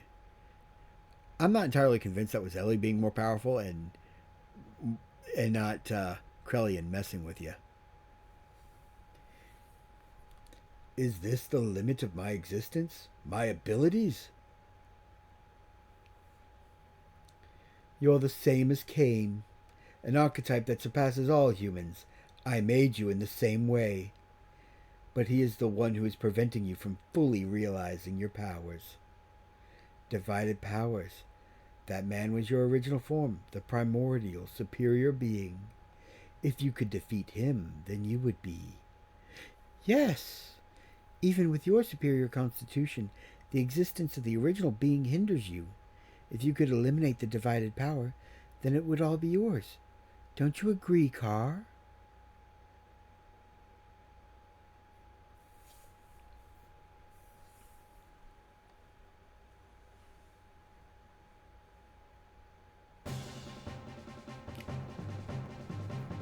Having completed the alignment of the first Dynamo relic with Billy, there was a remarkable change in the appearance and structure of Billy's gear. They were units that were merged with the inorganic. Of course, we had no idea what purpose these ancient Anima relics were created for, but the fact that they played some kind of role as weapons was blatantly obvious. Eventually, their true power will be released, and we cannot allow this power to fall into the hands of evil. In order to obtain the final relic, we headed for a ruin that is believed to be almost 10,000 years old.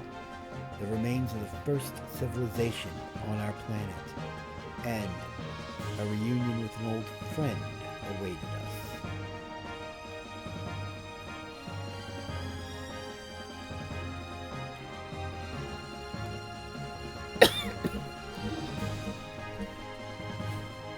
Alright. I'm gonna bring Billy. C-Tan's good. His gear is like really, really freaking powerful. I'm debating who else to bring. If I should bring... No. Don't bring Emerald into the active party. I want her as low level as possible for as long as possible.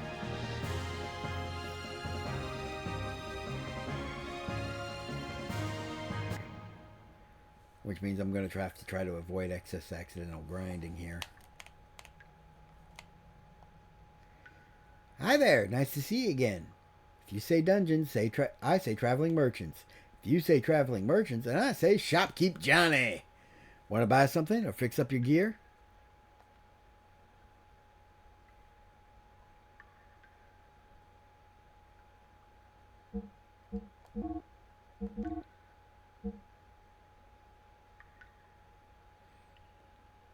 I'm gonna hold on to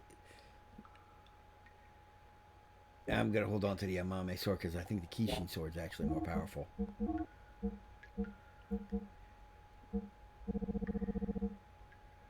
Tank guards, FX cleaners, and A chargers are actually really good items.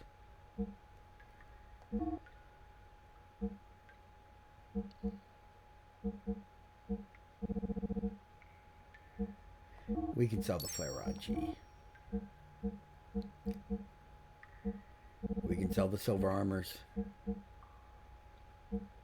Don't really need the grounds. Beam jammers I'll keep around because they're actually useful. Light armor +1. Noise filter. Gold plate.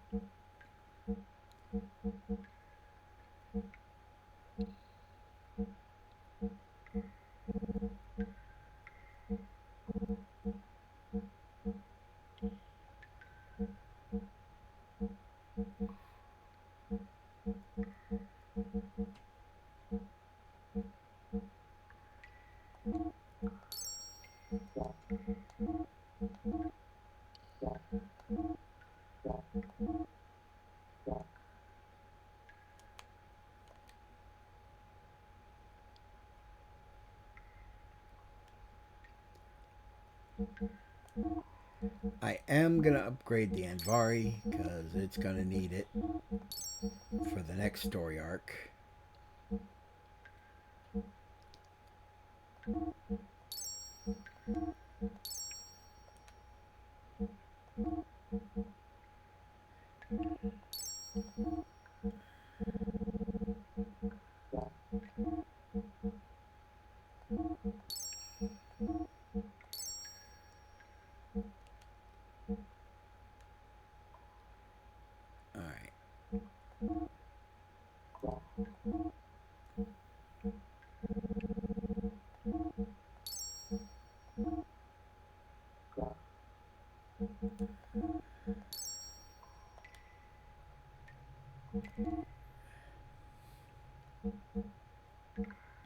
You would think the higher fuel count would be useful, but actually, when the difference is only 600 or 800 fuel, it's better to have the extra 50 output or 50 strength from having 5 more output.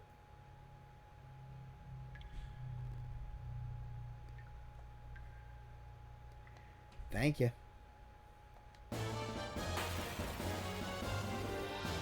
Alright, who am I fighting? Ooh, the Griffin.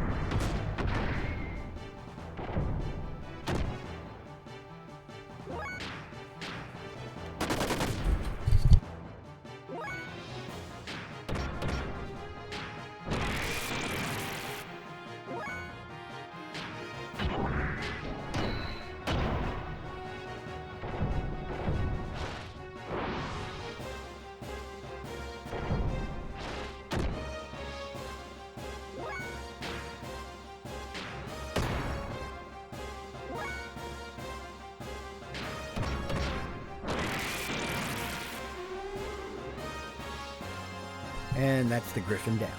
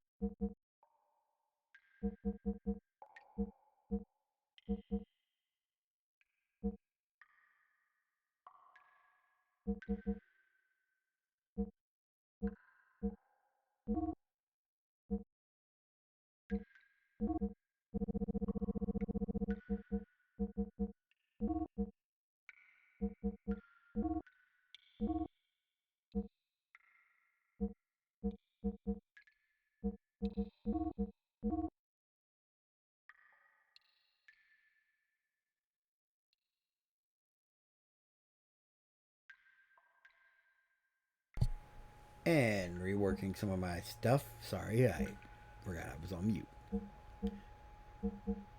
Rather than the frame HP 50 though, we'll go with the HP 30.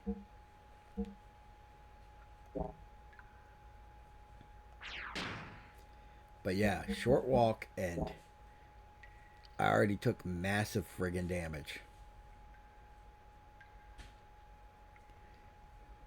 Want to buy something or fix up your gear?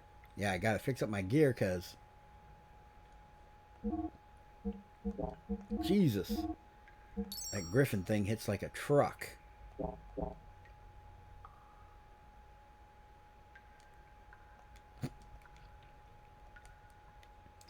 Thank you. Before I do anything else, I'm intentionally jumping down. Ether Guard. I believe that prevents the shutdown of the ether engine. And I can't open the menu to check because I'm about to get into a fight. Croaker Tribe! Oh, these guys are funny.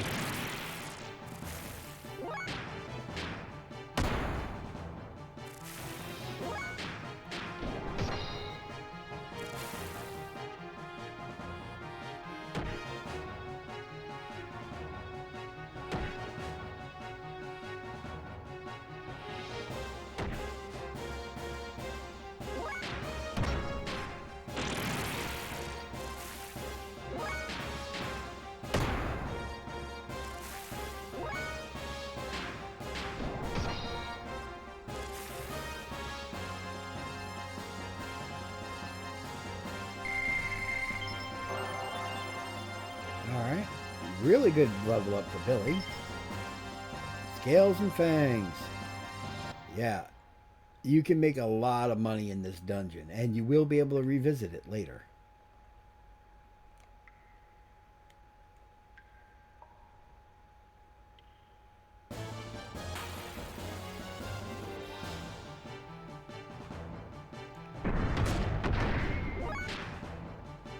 This can be a decent grinding spot, too.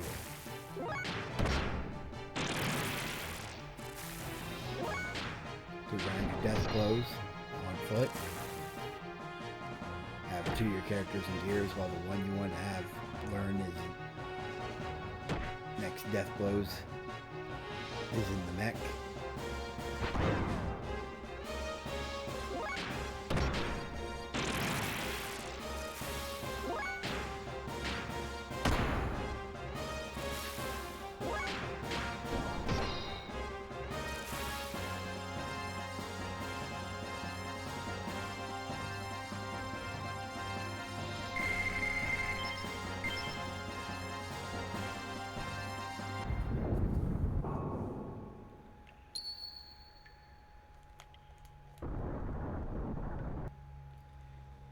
Okay.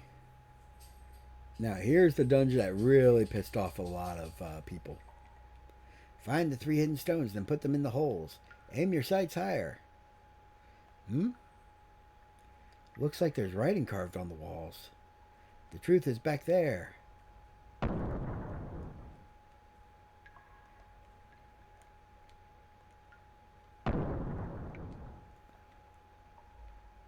The unseen is true too. All right.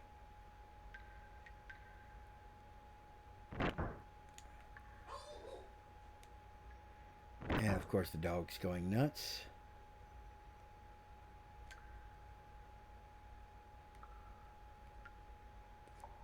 And now that I've got all 3 things,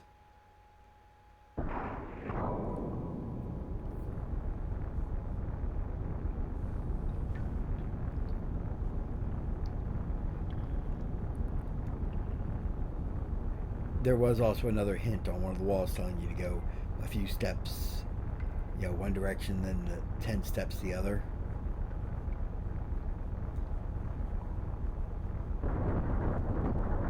But if you just walk around the room mashing it, the X button, you'll hit it sooner or later.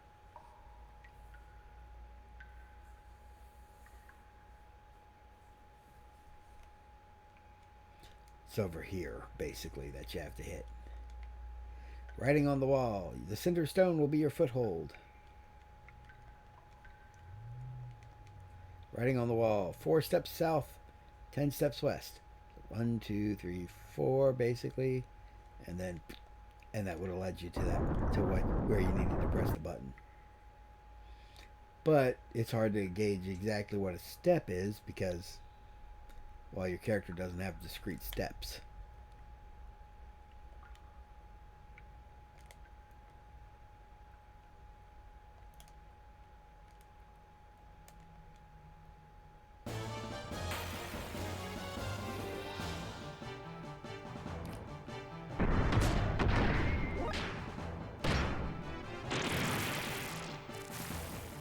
It does feel like we're bullying these poor things.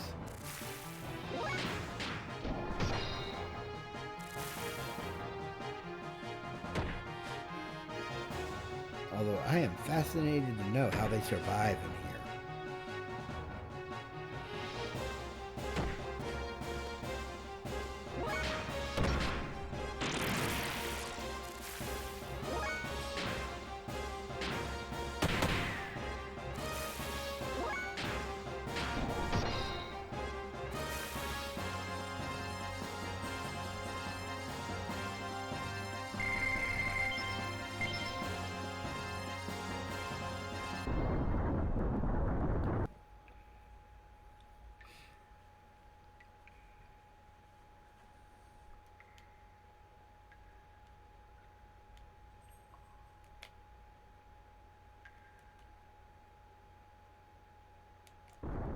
Thankfully, they put invisible walls on those little walkways so you can't really fall off.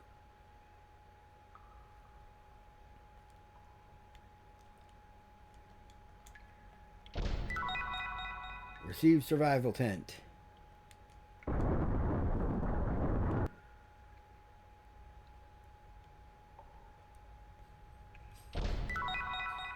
Received the Rose Tabard.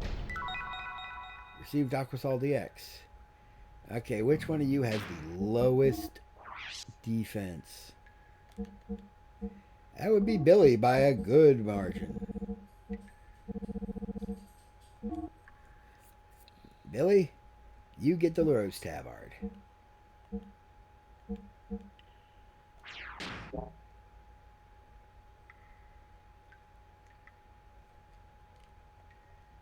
Fear not the darkness of the walls of the pit, for if you keep moving forward, the path you will find.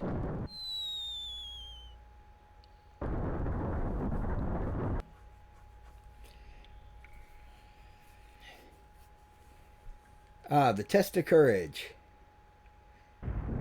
If you look closely, it's easy to see what the gimmick is. Although, from the perspective of the characters, this would be obvious. Yikes, the ceiling, it's falling!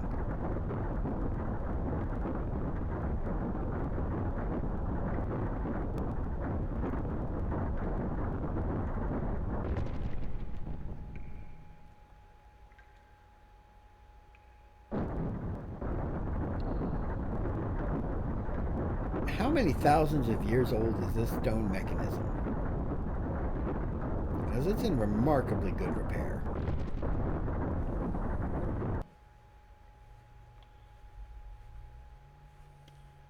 Alright, another logic puzzle that doesn't get explained super well. Writing on the wall. Not too little or too much. Find a happy medium to succeed in life. In other words, it's one of those where you have to get the water to its half level. The water is full at 10. So you know that half is...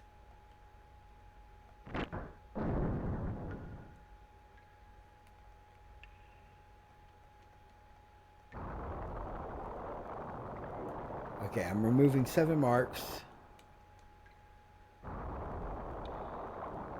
We're now all the way at 0.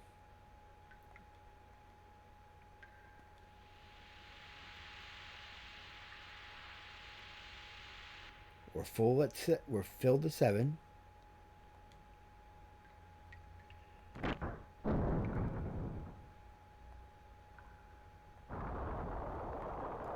We're now at 4.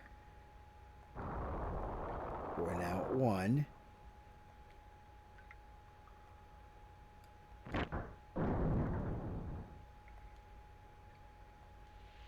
Well, we're now at 8.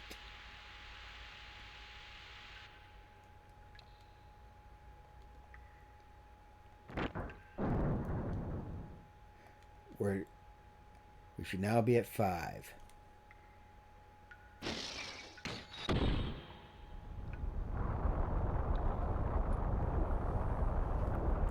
Simple logic puzzle, not very well explained, can be very frustrating for first-time players.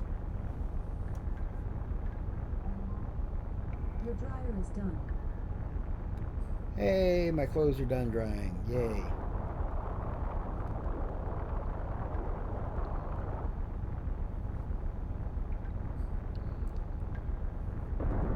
Now quit crashing my stream.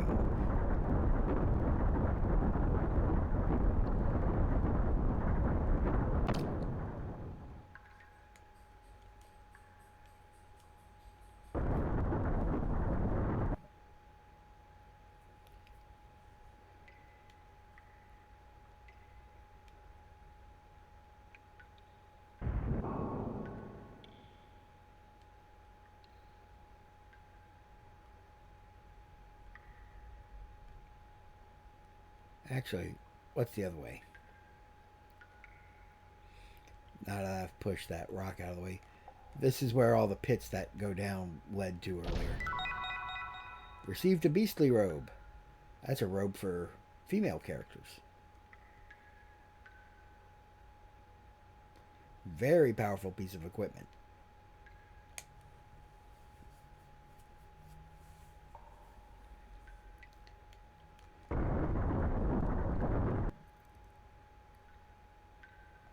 Oops, wrong direction. Don't need to go that way anymore.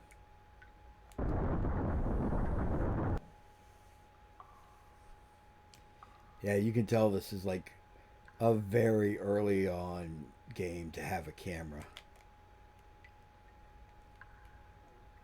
Yep, the invisible walls are still there and still blocking me from just jumping off the edges. And I can't jump, so... Yep. Fight.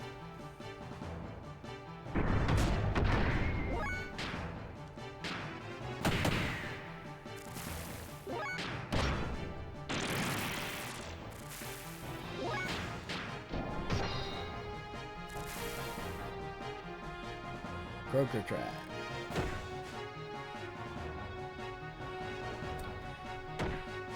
Dear God, how could these guys run with the sheer frickin' mass of their giant steel balls? These guys have been living in isolation in this cave for God knows how long, with griffins that can damage my mechs.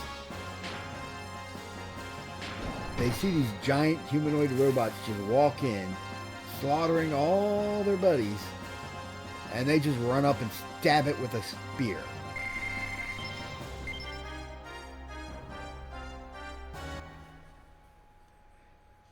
That's Warhammer 40k Imperial Guard size balls. Got a King's Helmet.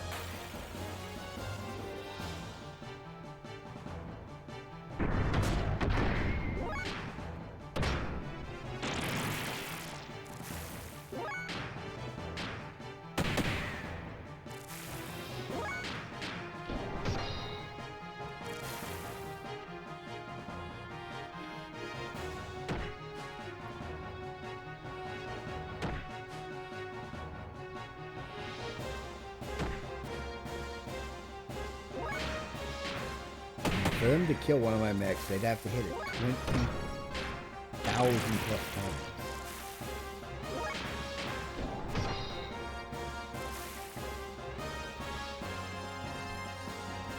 And these guys are just determined to achieve that goal.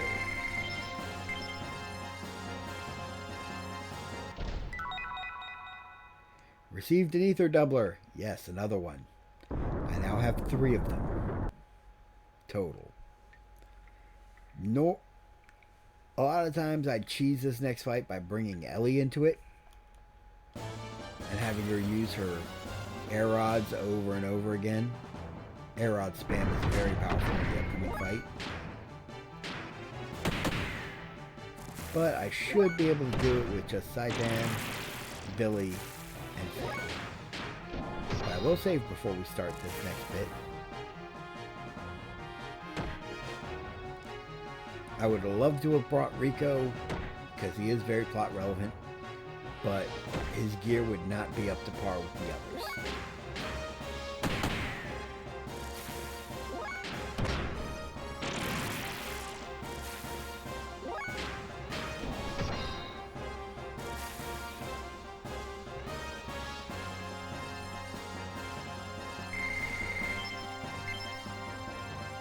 In fact, of all the characters, I think his Xenogears feels the least like it's an upgrade of his old stuff.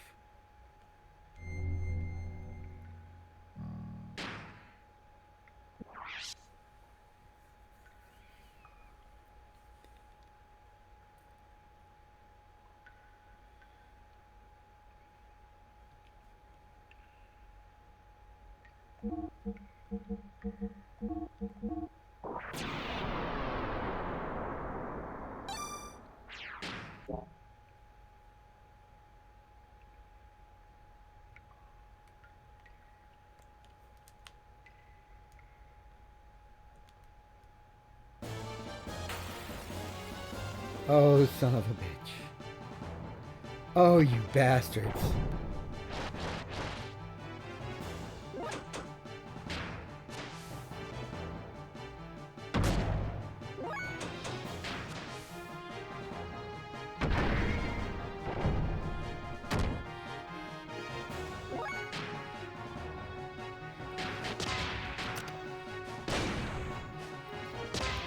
Holy crap. He's doing respectable damage on foot.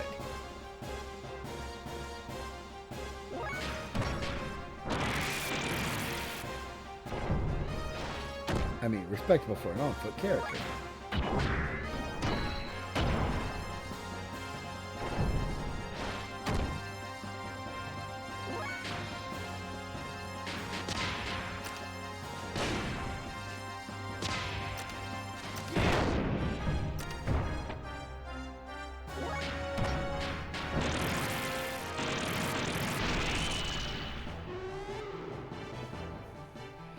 Oh yeah, all his gear death blows change too because he's got the sword now.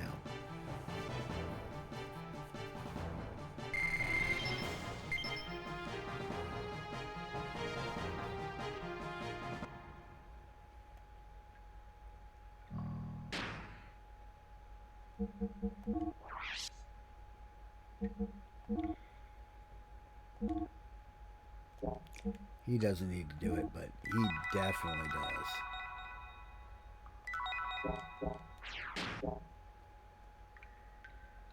And I hate to consume that much fuel right before. I love how high the friggin' on-foot character jumps when he's following characters in gears.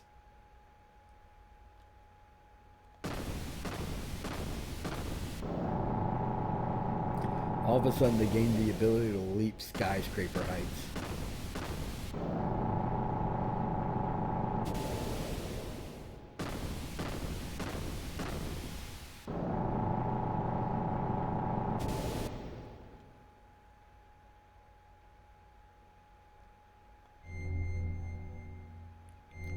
So there is an anima relic in these ruins. Huh. So ancient people worship meaningless things too, huh?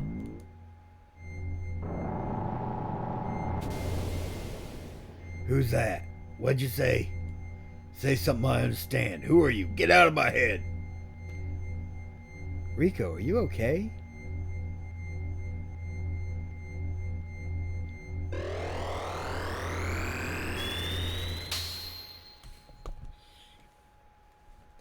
I've seen that shape somewhere before. Wasn't that Rico's gear? So it looks like it was your turn, Rico. Well, anyway, we'll soon see when we go outside.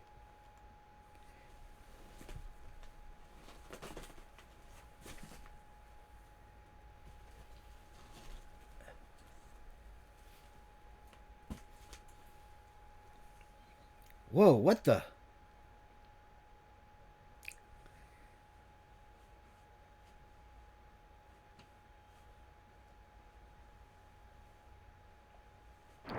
Alright, I'm gonna fight this fight, and if I don't succeed, I'll reload.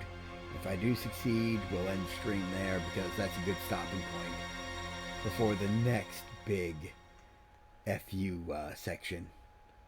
It's been a long time no see, bro. Hammer, is that you? What are you doing in that outfit? I was finally able to get it. Super strength. Just like you, bro. It feels so good being one with your gear. Krellian did this for me. Anyway, just leave that gear and Miss Ellie for me. Resistance is useless. I'm much too powerful for you now. What are you saying, Hammer? What, you're not handing them over? I see. Then I'll just have to use force and take the girl and the gear from you. Stop it, Hammer. Even you, champ, won't win against me now. Here I come.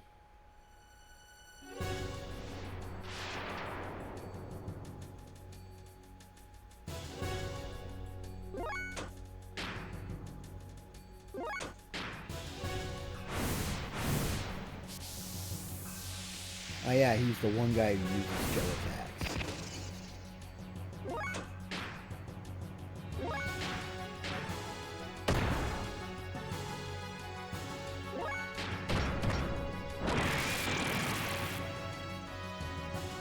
Self-modification.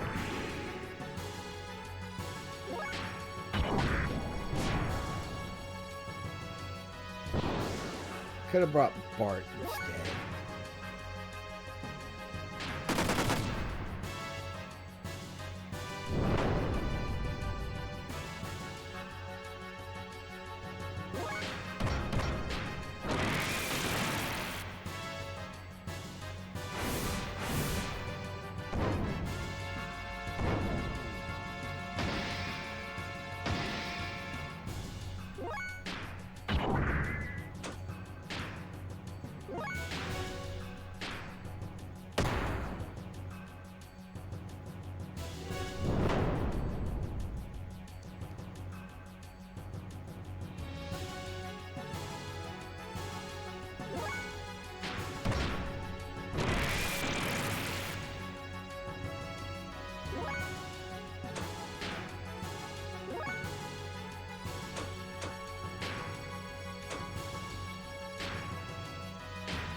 Let's see how much damage the Jesse Cannon does.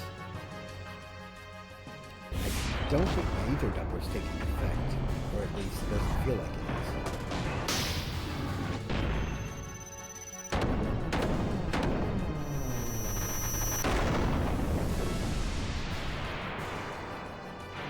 Yeah, not worth it.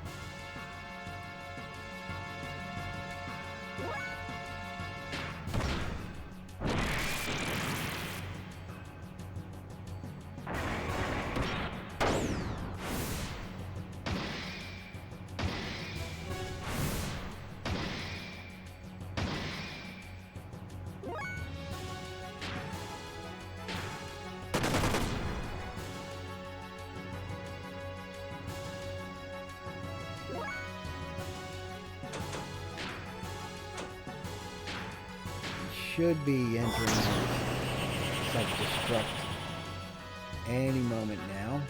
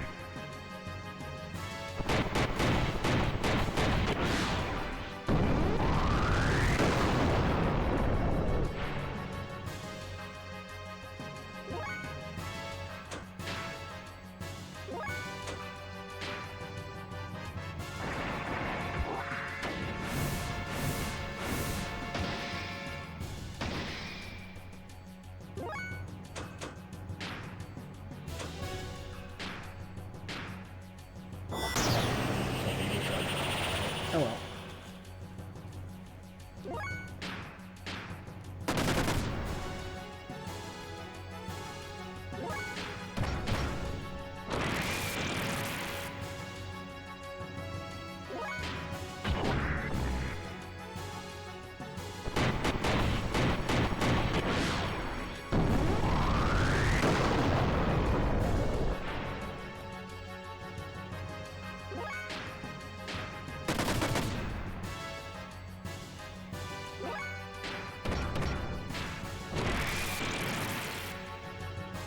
I have a really bad feeling. Okay, now's the time to go all out. Should we get out of here?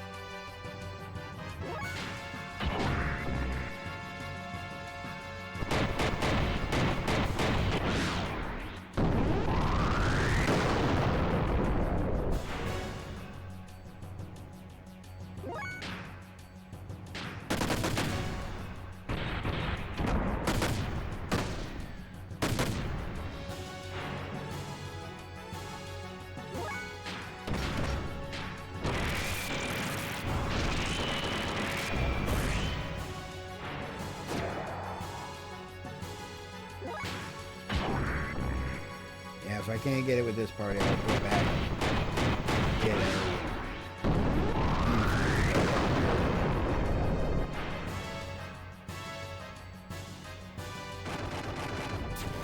Damn.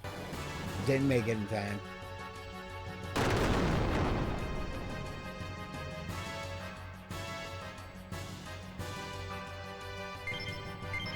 Yep. So...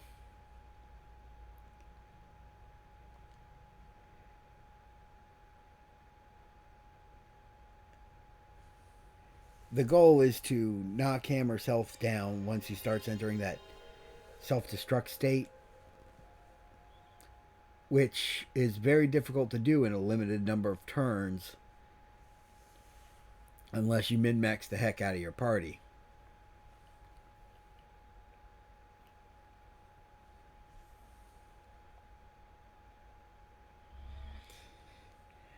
I was almost there, but he got off his self-destruct just a little bit too early.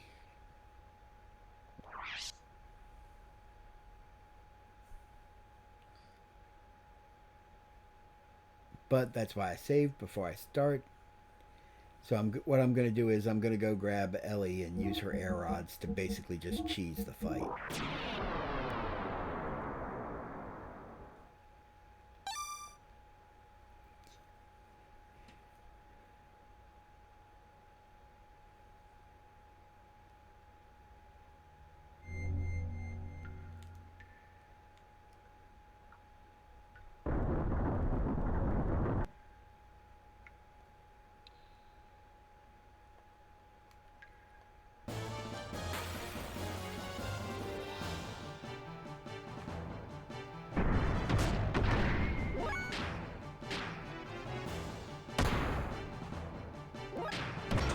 See, that's the level of damage he should have been doing every turn.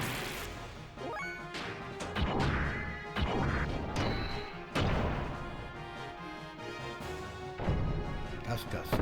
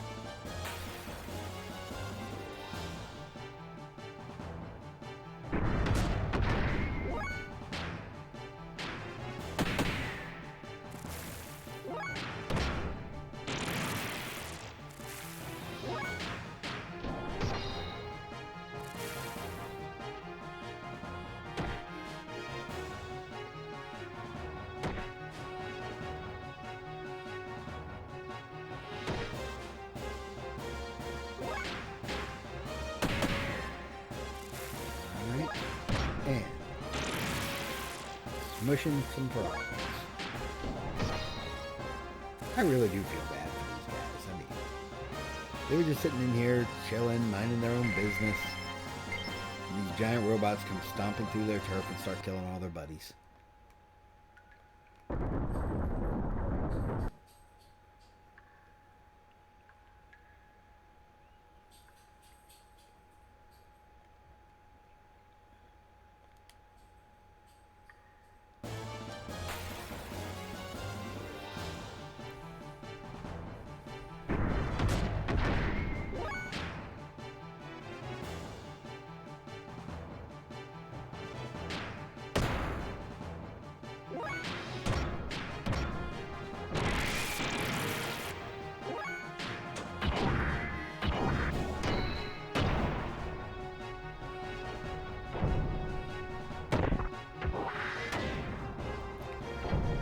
Definitely gonna replace C10. Might keep Billy.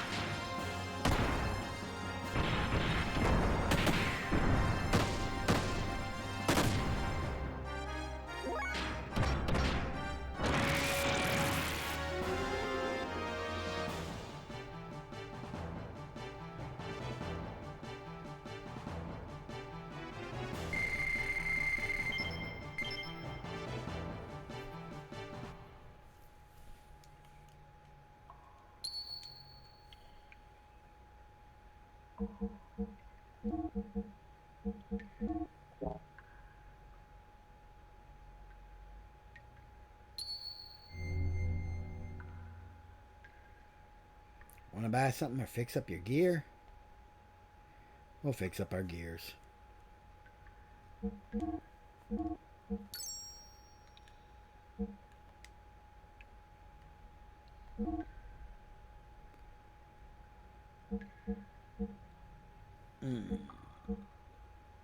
See, the 800 extra fuel actually might be worth it for her because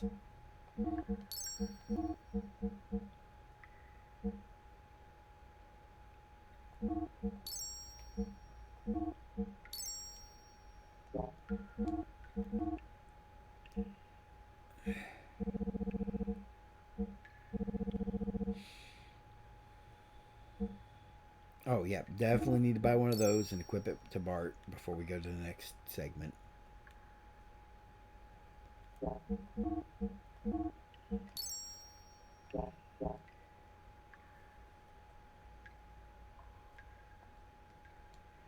Thank you.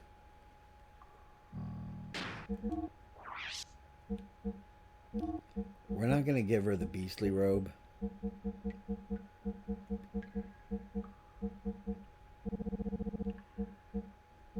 But we will give her black leather.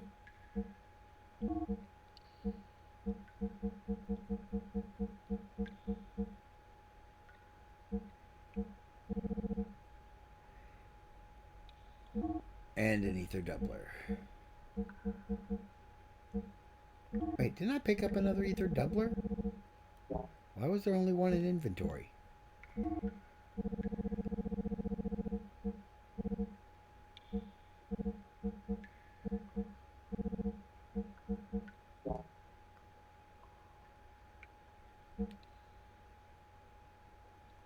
Crap.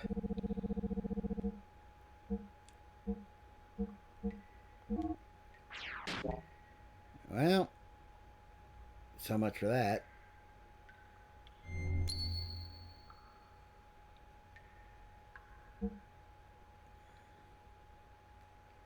For some bizarre reason,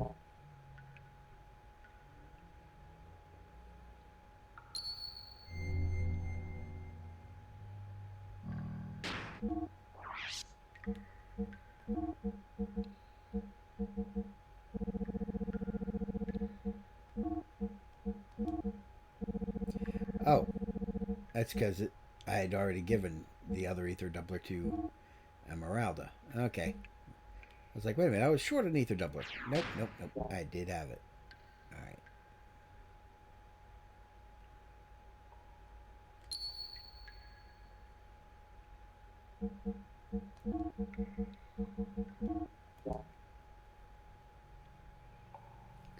Gave myself a mini heart attack there.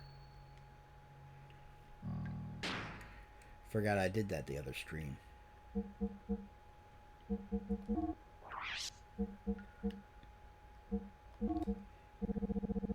You know what? She doesn't really need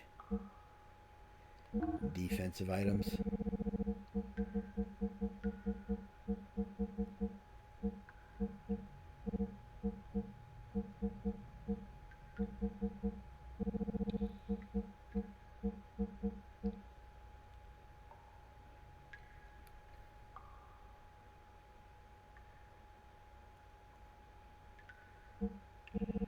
Nah, keep that for later.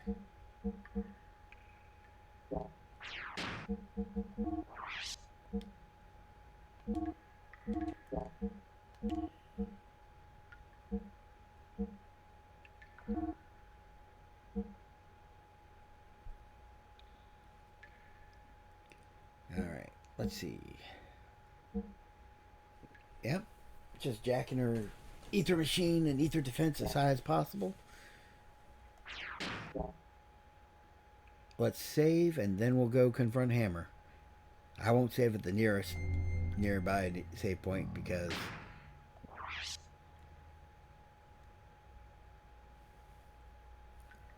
if I lose again, I'll end up having to come back here to refit and change out my party anyway.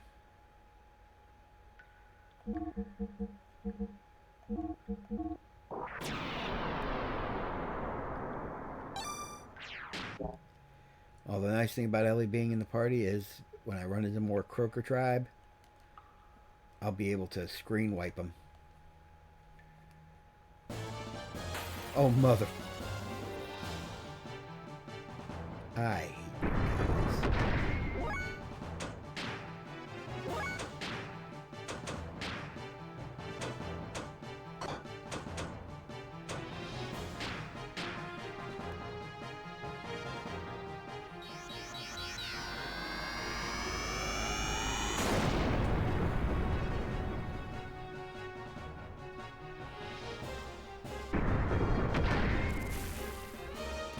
$20 EP is a small price to pay for insta-screen wiping. Fang and scales.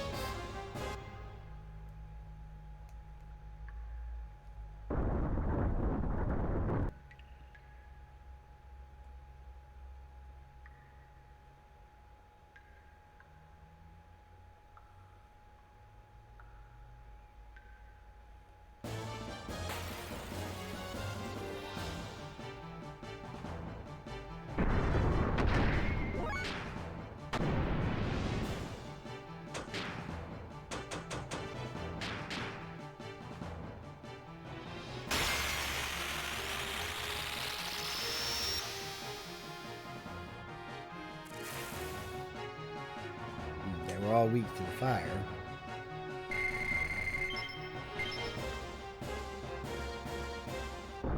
Either that was a sorry I failed result, and it was still enough to kill them.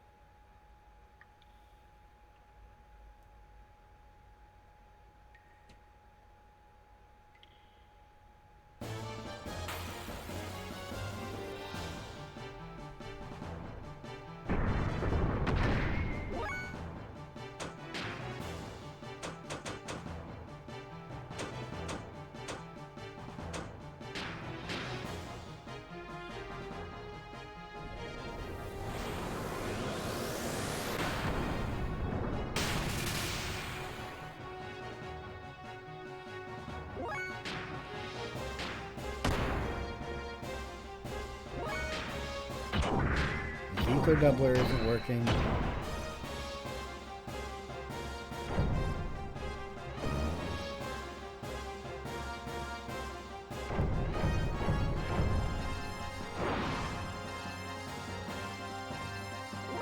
It's not doubling his magic output like it should.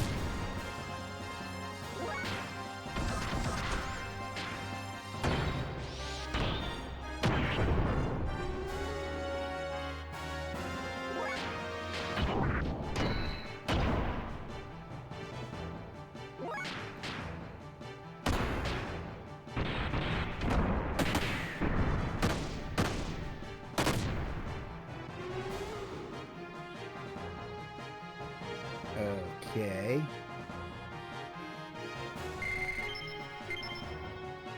Ooh, got an ivory that time.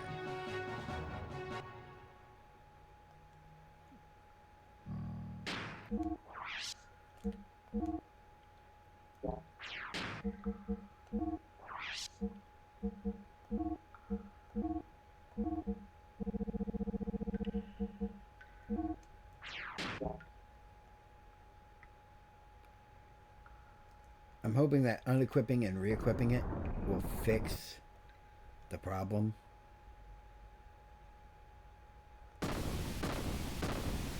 But you saw the difference in damage. I went from doing 2,200 damage to 1,200 damage.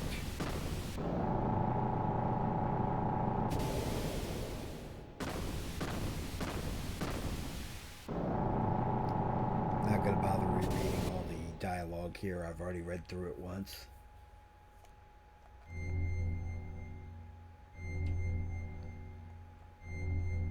Yeah, ancient people worship meaningless things too.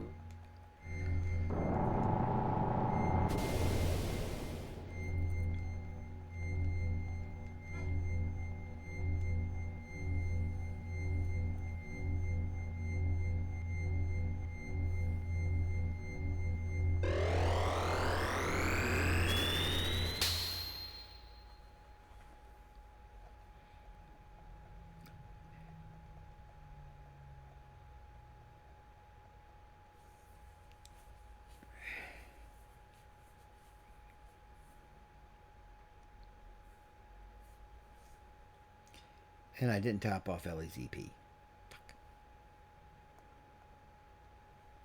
Whoa, what the?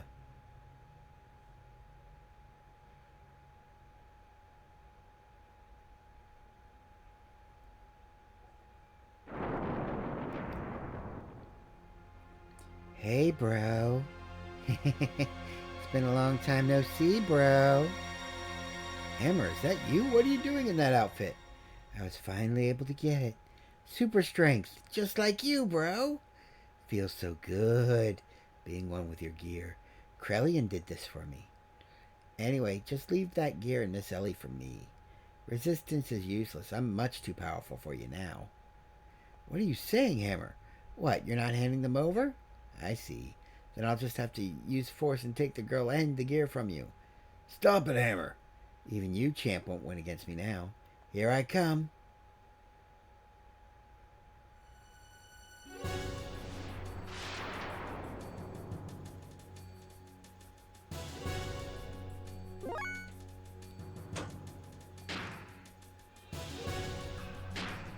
Let's see how much an Anima Bolt does.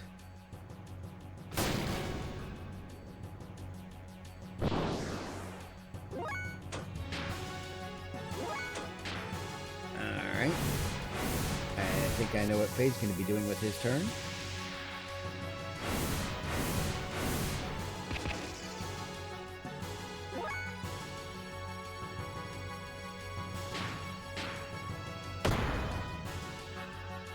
And Billy's still useless.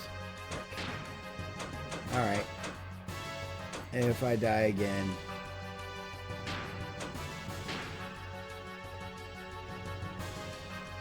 or if I fail again to defeat Hammer in the time allotted,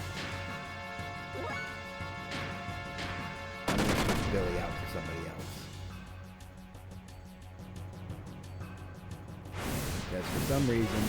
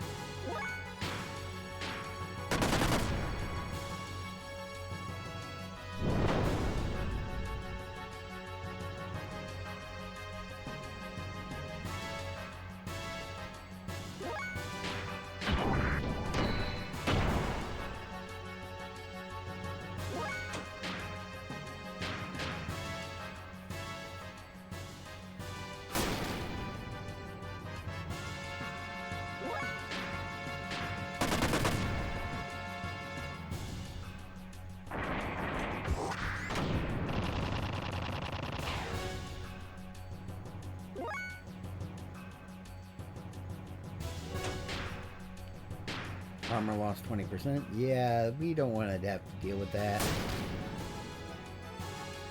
How's his armor loss?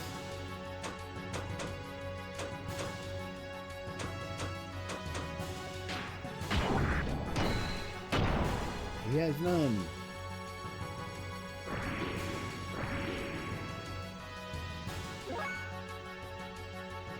Alright, so the only one with any armor loss is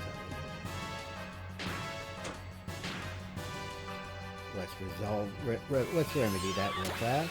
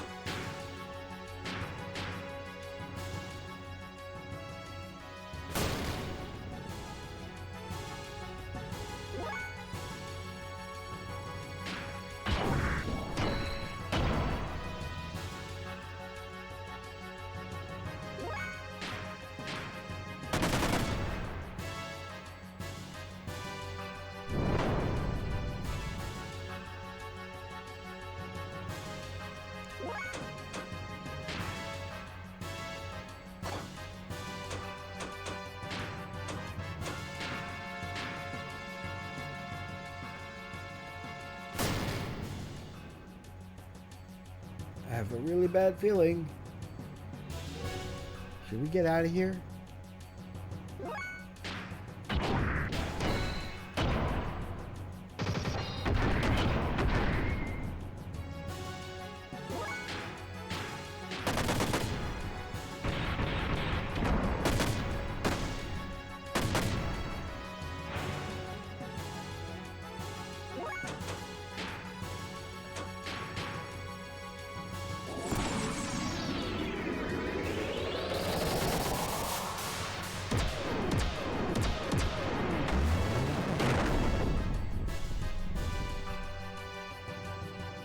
Yeah, she did more damage with just her regular spells.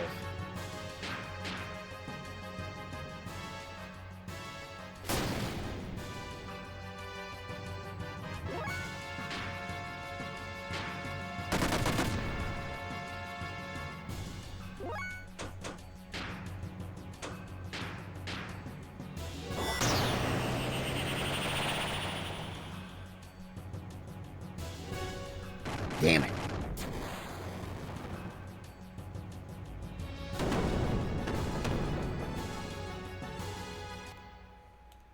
Yep.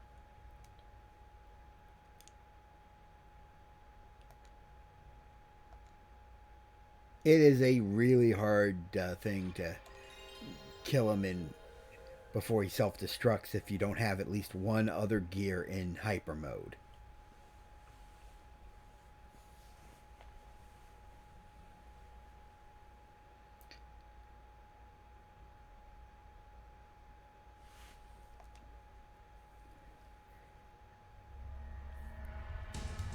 So next time, instead of hoping Faye enters it naturally, I'll just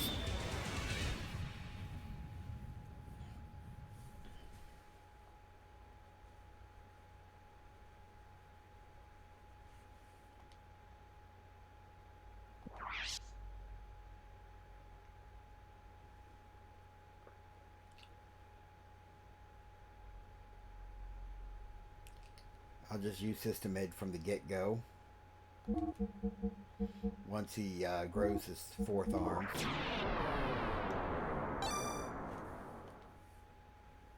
Instead of kind of hoping that Faye enters it naturally.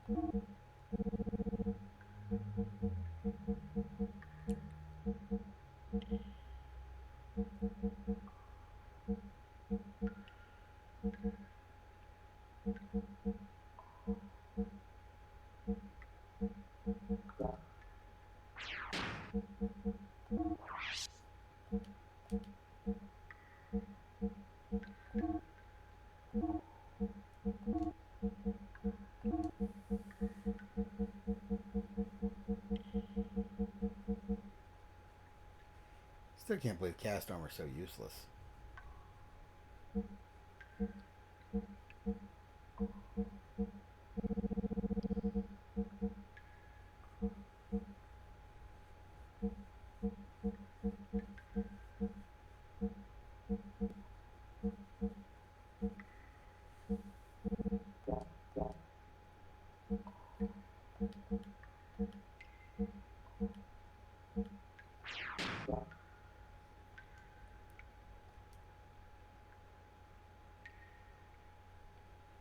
Alright. Let's make this trek again. Hopefully this time with fewer random encounters.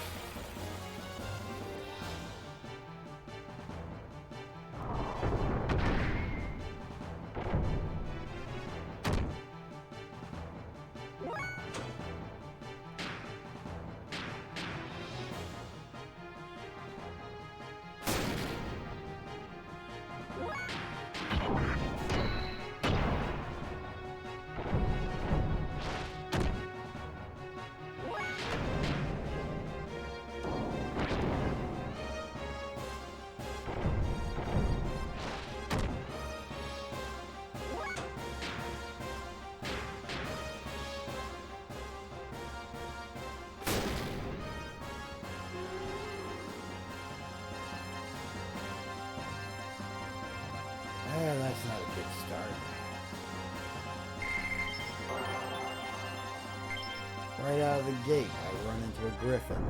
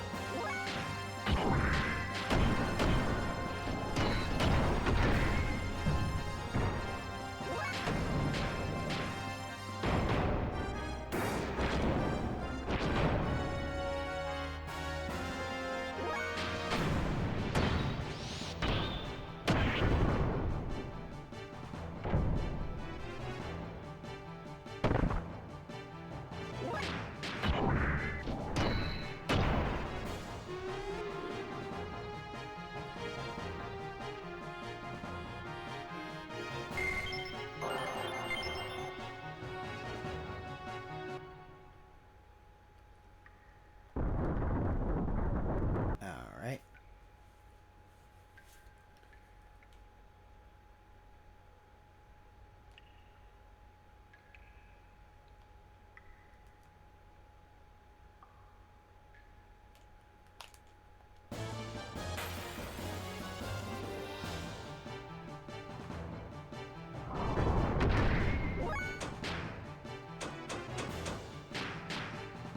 Get out of here with that.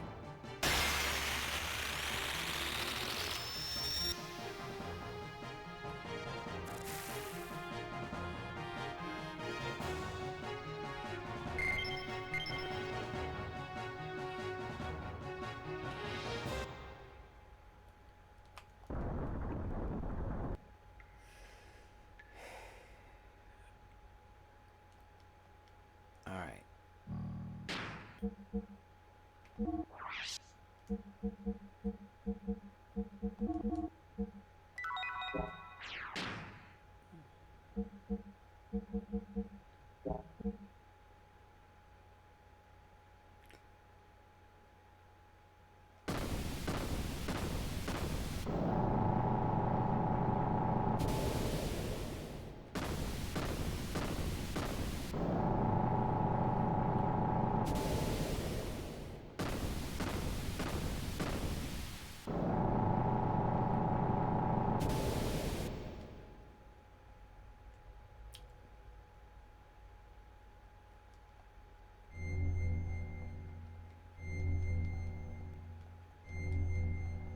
Yeah, now reading all this again.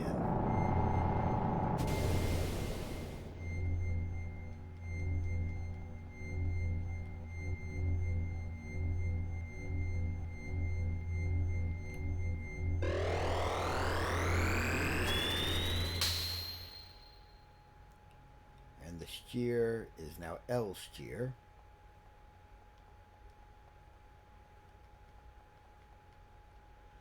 And we go outside and immediately run into Hammer.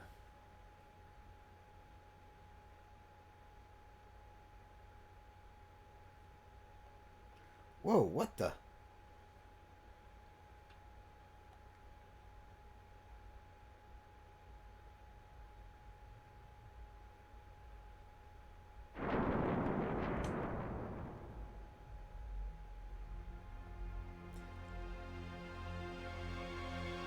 Long time no see, bro. I was finally able to get it. Super strength, just like you, bro. Feels so good being one of your geared. Blah, blah, blah, blah, blah, blah, blah, blah, blah. I wanted to feel big and important, so I betrayed everybody who ever cared about me.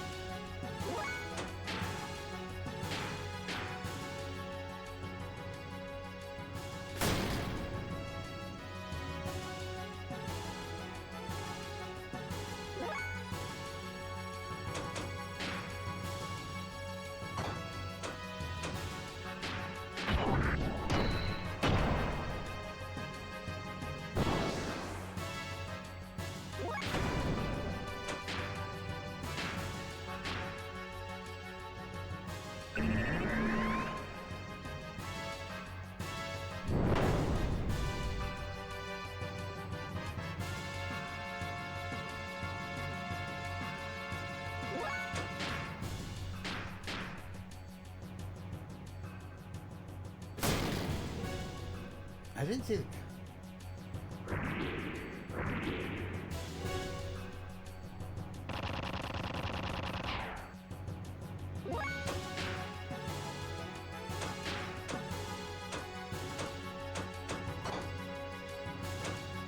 Oh, he can only restore his own gear defense for that. Alright, I'm gonna activate system edge without trying to he's scaling right through his milestones, self-modification.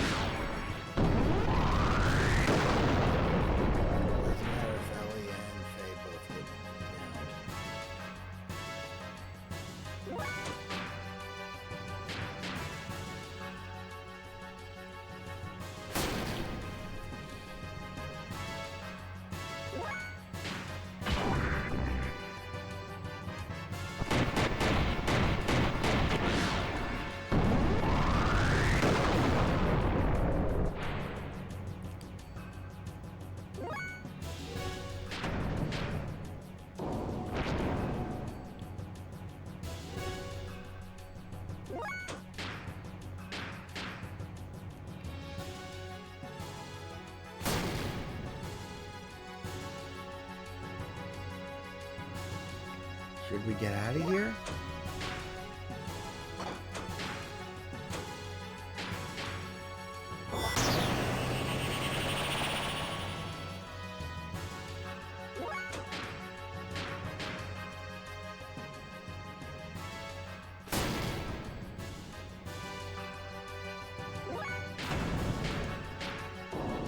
Twin snakes.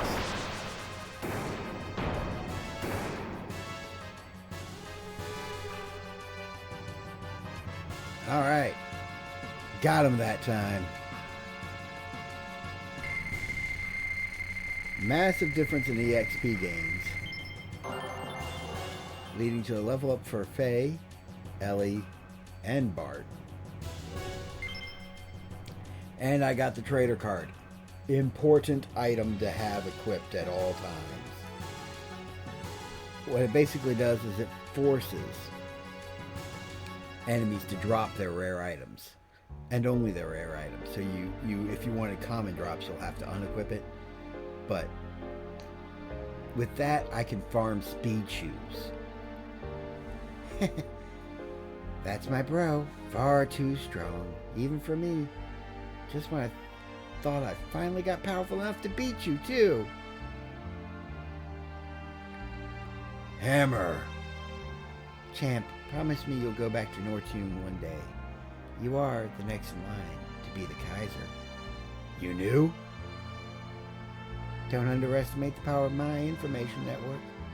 But it's no use now. For a bit player like me, this is probably the end I deserve. Hammer!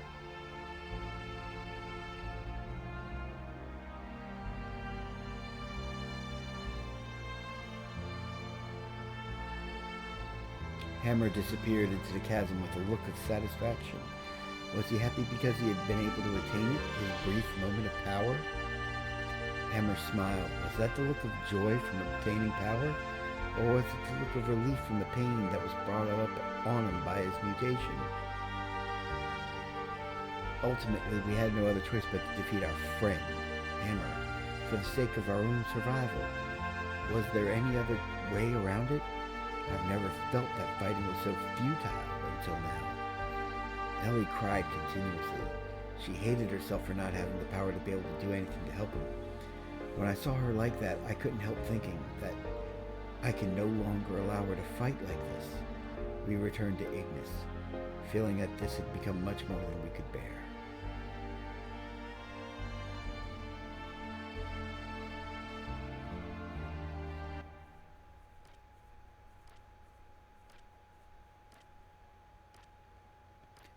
What do you want, Ramses? You. If you didn't exist, That's why I must get rid of you. Only then will I be able to beat him. What do you think you're doing, Ramses?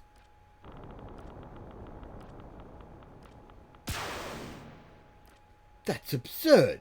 Do you think you can neutralize my power? Of course he can.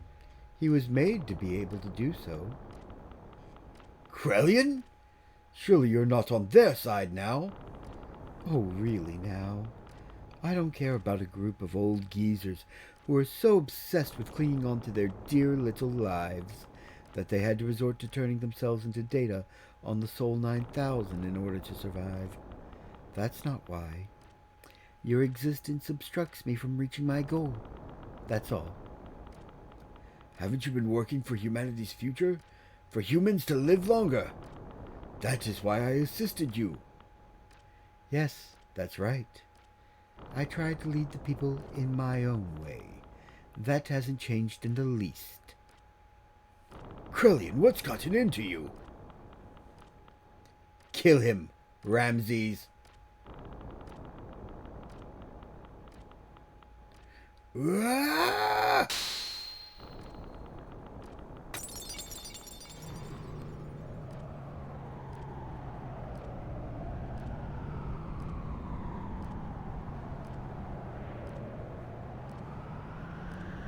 And thus the Emperor died, after 10,000 long years of life.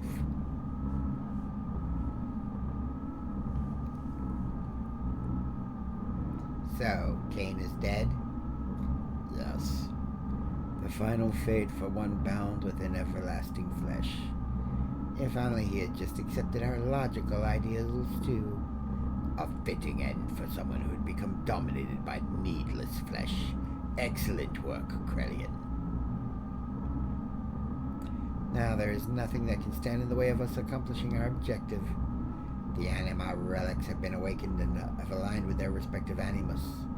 Dan, Joseph, Gad, each have been aligned with the surface dweller as their animus.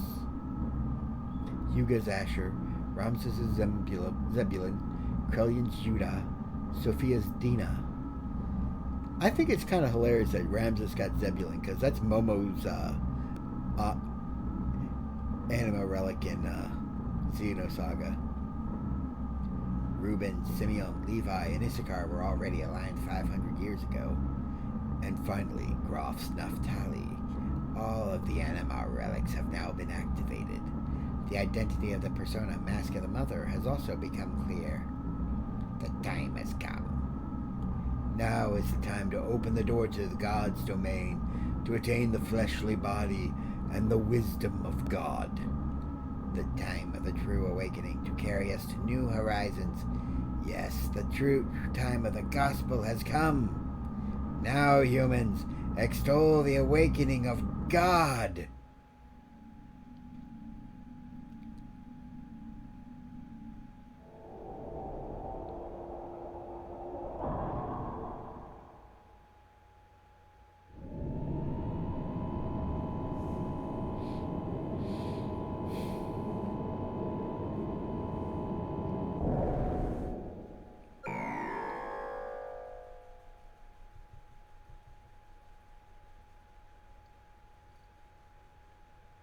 That's no good.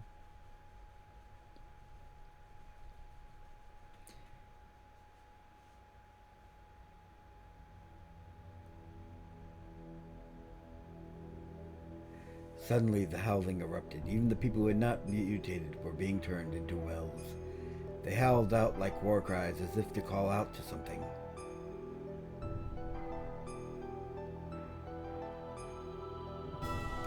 That was because Ramses had been manipulated into assassinating the emperor. Now, with nothing else holding them back, the ministry had put into use the Geishiki, the effect of which was to alter those people who had been destined by God.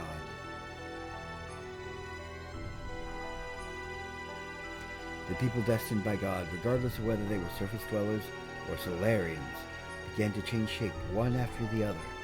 The howling was the people who had filled the earth, calling out to God. Once humans have filled the earth, God will awaken from his long sleep, and the awakening of Mahanan, the paradise in the sky, will soon follow. The true meaning of what the ministry had spoken, the true nature of that legend, was at last beginning to be realized. This is what they meant when they said once humans had filled the earth. Eventually, Mahanan, the resting place of God, woke from its long slumber and began to rise, almost as if responding to the call of the people. It appeared before us in all its majestic glory.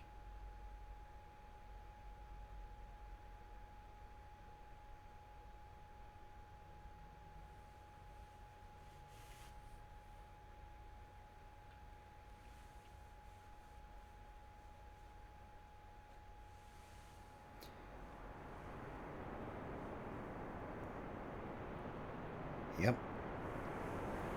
Now,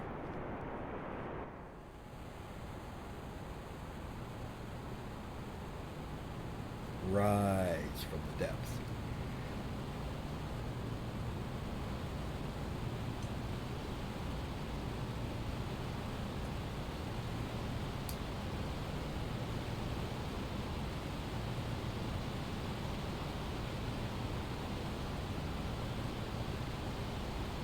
Kind of surprised this thing can still fly.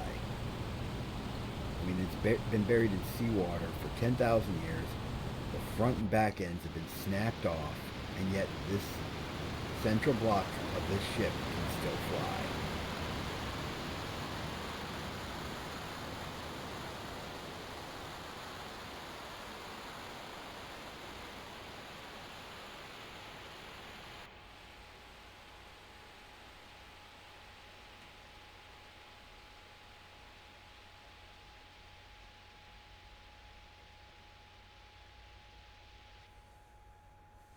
And it can still fly after it engaged a self-destruct, too. Dang.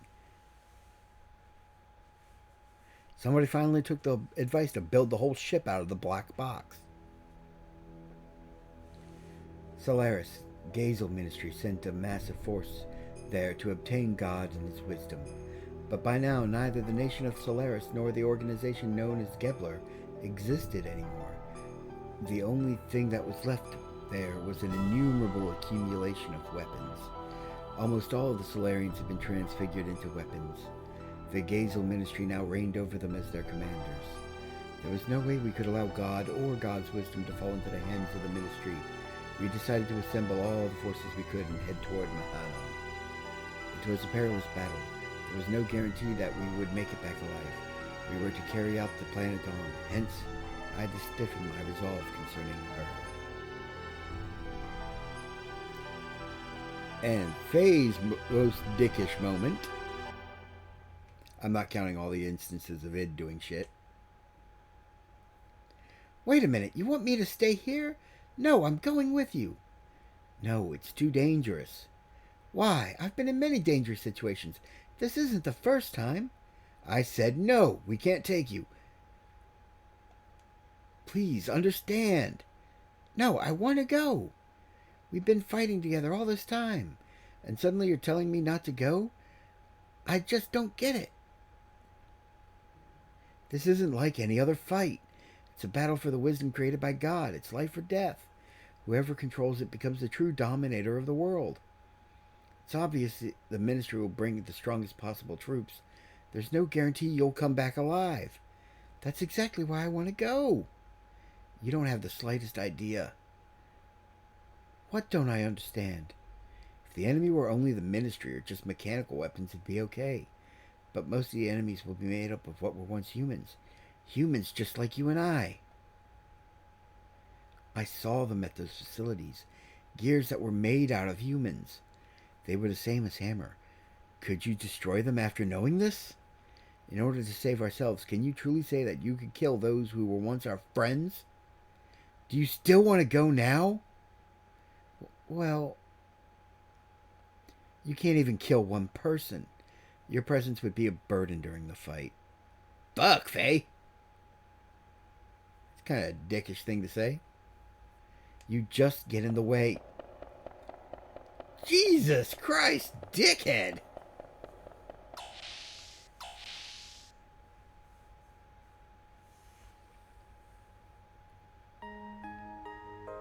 Hey, Faye, don't you think you went a little too far there? We cannot blame her. At least we should understand her feelings. I know how Ellie feels. I knew she wouldn't have listened to me if I had just said, "You're not coming." Seeing as she's worked together with us for such a long time and all, that's why I had to explain it to her like that. The people gathered in Nissan need Ellie. She's got to realize how much people are depending on her. I can't put her in a dangerous situation. But the way you said it was a little harsh. You didn't have to be so cold. She was crying, you know. But I am sure she realizes that. I agree. Maybe you were the one who doesn't understand. Me? I don't understand? Yeah, Faye, you're kind of emotionally immature. A lady's heart? She wants to go to be with you, Faye, until the end. Yeah. If I were you, I'd hold her tight and say, "Let's go together," just like that. Okay, Bart, I'm going to call you on your bullshit right now. Because Momo has never fought once in the party except for that time she got in the gear. Really? No, I mean, Young master, please don't overdo yourself now. Ah, shut up. Anyhow, why don't you go ask her to come with you? Whether she'll go or not, you should express your feelings in words. If you really care about her, you have to go tell her. Express your feelings, right? I didn't mean... Too late now, everyone knows it. You are not being true to yourself, are you? Oh, wrong voice. No. I agree. Faye, say it straight out. Go ahead, chase after her. What are you waiting for? Faye, is it not the time for you to come out with your feelings now? Women don't like insensitive men. Come on now, go for it. You don't know how to treat a lady, do you? Okay, I can't argue with Billy there. Faye's an idiot. Faye, go. Don't you worry about me. Please hurry and go to her. That's not the way to treat her. I don't know much about this kind of thing, but Hammer used to tell me to be nice to women. I'm not well versed in the art of romance.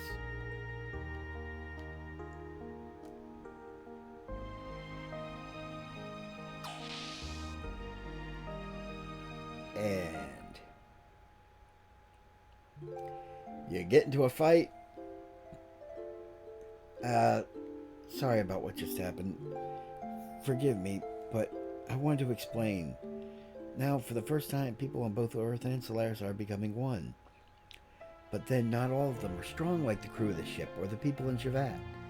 Even we almost lose sight of our future at times. So you can imagine what regular people go through. That's why people need someone like you to depend on, as a light to guide us. You freed the hearts of the people that have been used as tools by that ministry for hundreds of years. Ellie, it was you, and... Okay, why did you use the word body and not life? And now your body doesn't just belong to you alone anymore. That's why I can't let you be in any danger, and I don't want you to fight anymore. Bullshit! You don't give a shit about the masses. You care about her personally. Just say it. It's funny, isn't it? Huh? We used to be enemies, but now we're together like this. In the beginning, I think I saw myself in you. We seem to overlap. You belong being in a similar situation as I was in. When I was with you, I didn't feel alone or apprehensive. That's why I thought I liked you. But it wasn't that. I simply didn't have the courage to look at my true self. I turned to you to run away from it all. I mistook that for love. But it's different now. I can face my own problems. I am me, and you are you. It's all become clear to me. I also learned that I really do need you, not because I need you as a sanctuary for my problems. I need you because I truly love you. Ellie, I know what you're saying, Faye. I know why you're so concerned for my safety. But you know, I'm scared. I fear we may never see each other again. I just have this feeling. Don't worry, I won't die. No, it's not that. It's something completely different. It's as if I'm being torn apart by something I can't resist. That I'm no longer me. Even if you come back safely, it just feels so uneasy. That is why I need to go with you. I can't bear to be away from you. I feel the same way, ever since the time I met you in that forest. I think it's the same feeling that you've been having. I was also running to you, but I have to solve my own problems. I can't throw my problems onto you. There is another me. Id is within me. I fear that at any moment Id may awaken within me. You're the only one that has been able to keep me from giving in to Id. It was because you were always by my side that I was able to keep from losing myself. I promise you that I will return. So, that is, Ellie, I want you to be my reason to return. To be my home that I can return to. Ellie, if you'll wait for me to come back, even if we're in totally different places, as long as you'll stay by my side, I know I'll be able to do anything. Oh, Faye. An animated cutscene.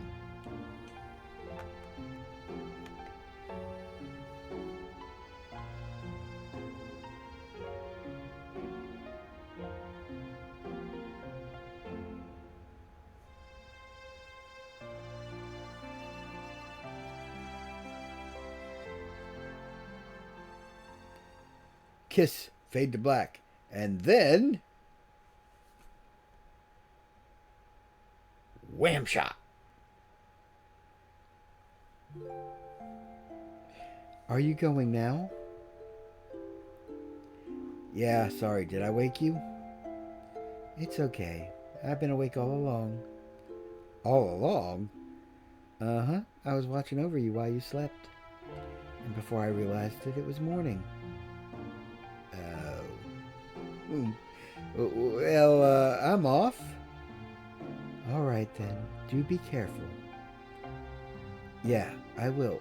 Oh, could you hold on to this for me? What is this? Is this a pendant? I don't know whose it is. It seems it was on me when I was brought into Lahan. It may be mine, or it could be. It could be. Oh, nothing. Will you just hold on to it for me? All right, I'll hold on to it for you. Thanks. Well, I guess it's goodbye. Oh, Faye. Yeah? Thank you. That's right. Faye got laid.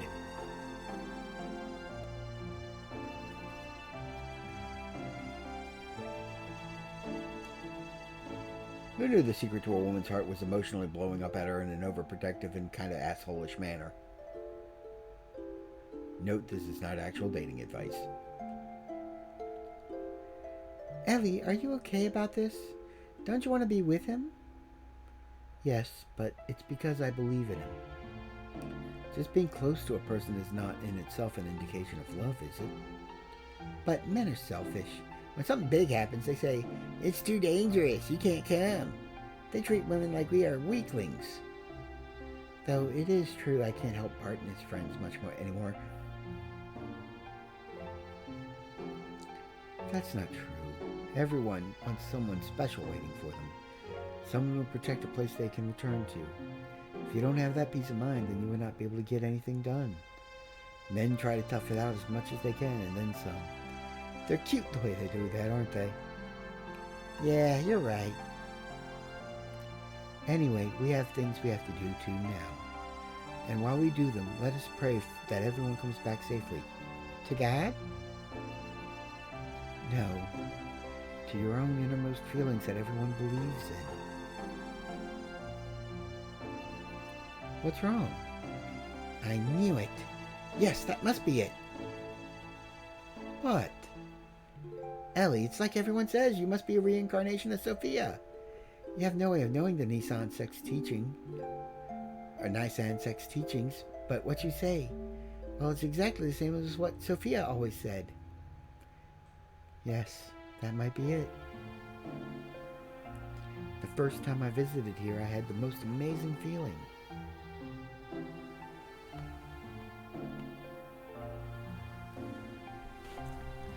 Familiar, sad, like I had visited here many times in my dreams. I know where each room is and what's in them. I just know I must have been here from in the distant past.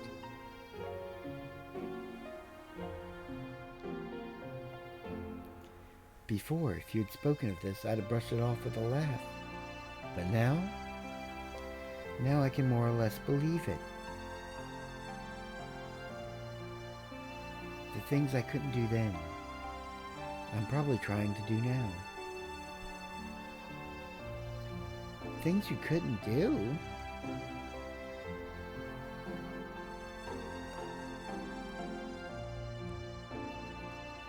Yes, things I couldn't do.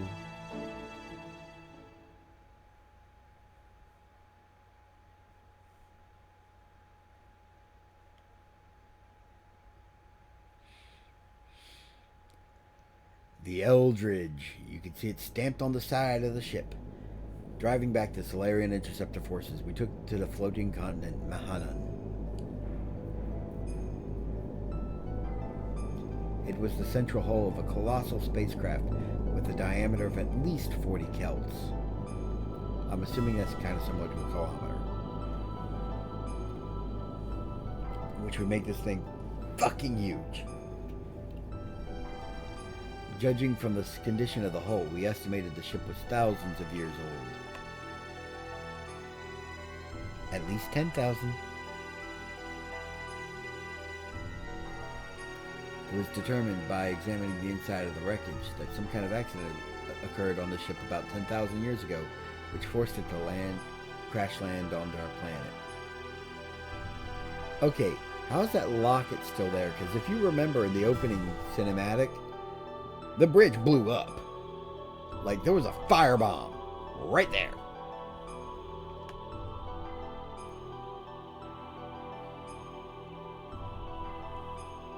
Alien beings that came to our planet from a far-off galaxy eons ago. Could it possibly have been that our ancestors were the passengers of this ship and had crash-landed here on this planet? Seeking God and his divine wisdom, Raziel's tree, which, it is said, lie here in Mahalan, we proceeded further. Change members. Take C-Tan the frick out of the party. C-Tan is a deadweight in this next fight. I almost want to bring Esmeralda instead of Billy, but again, I want to keep Esmeralda's level as low as possible.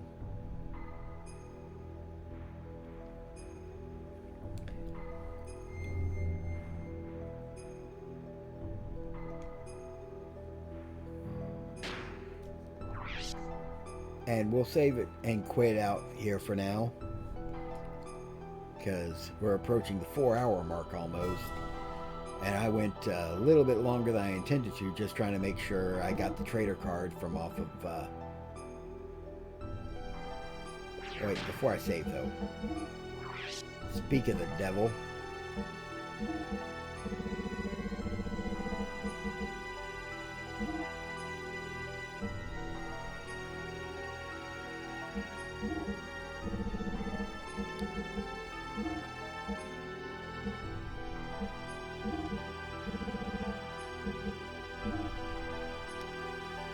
There's a reason I'm giving both of them holy pendants.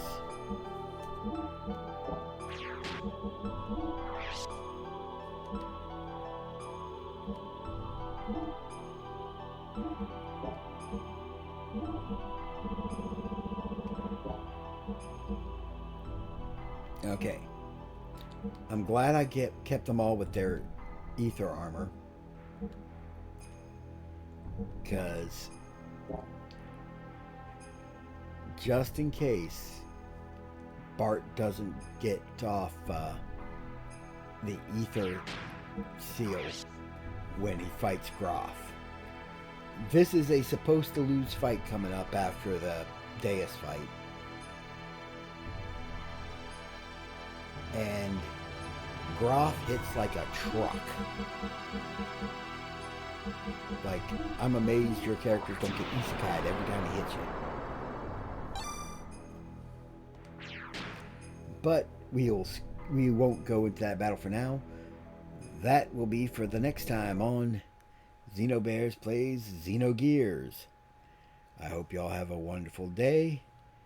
Have fun. And I'll see you next time. And for people catching the VOD, hope you enjoyed the VOD. And watching me struggle to get Hammer down before he blew himself up.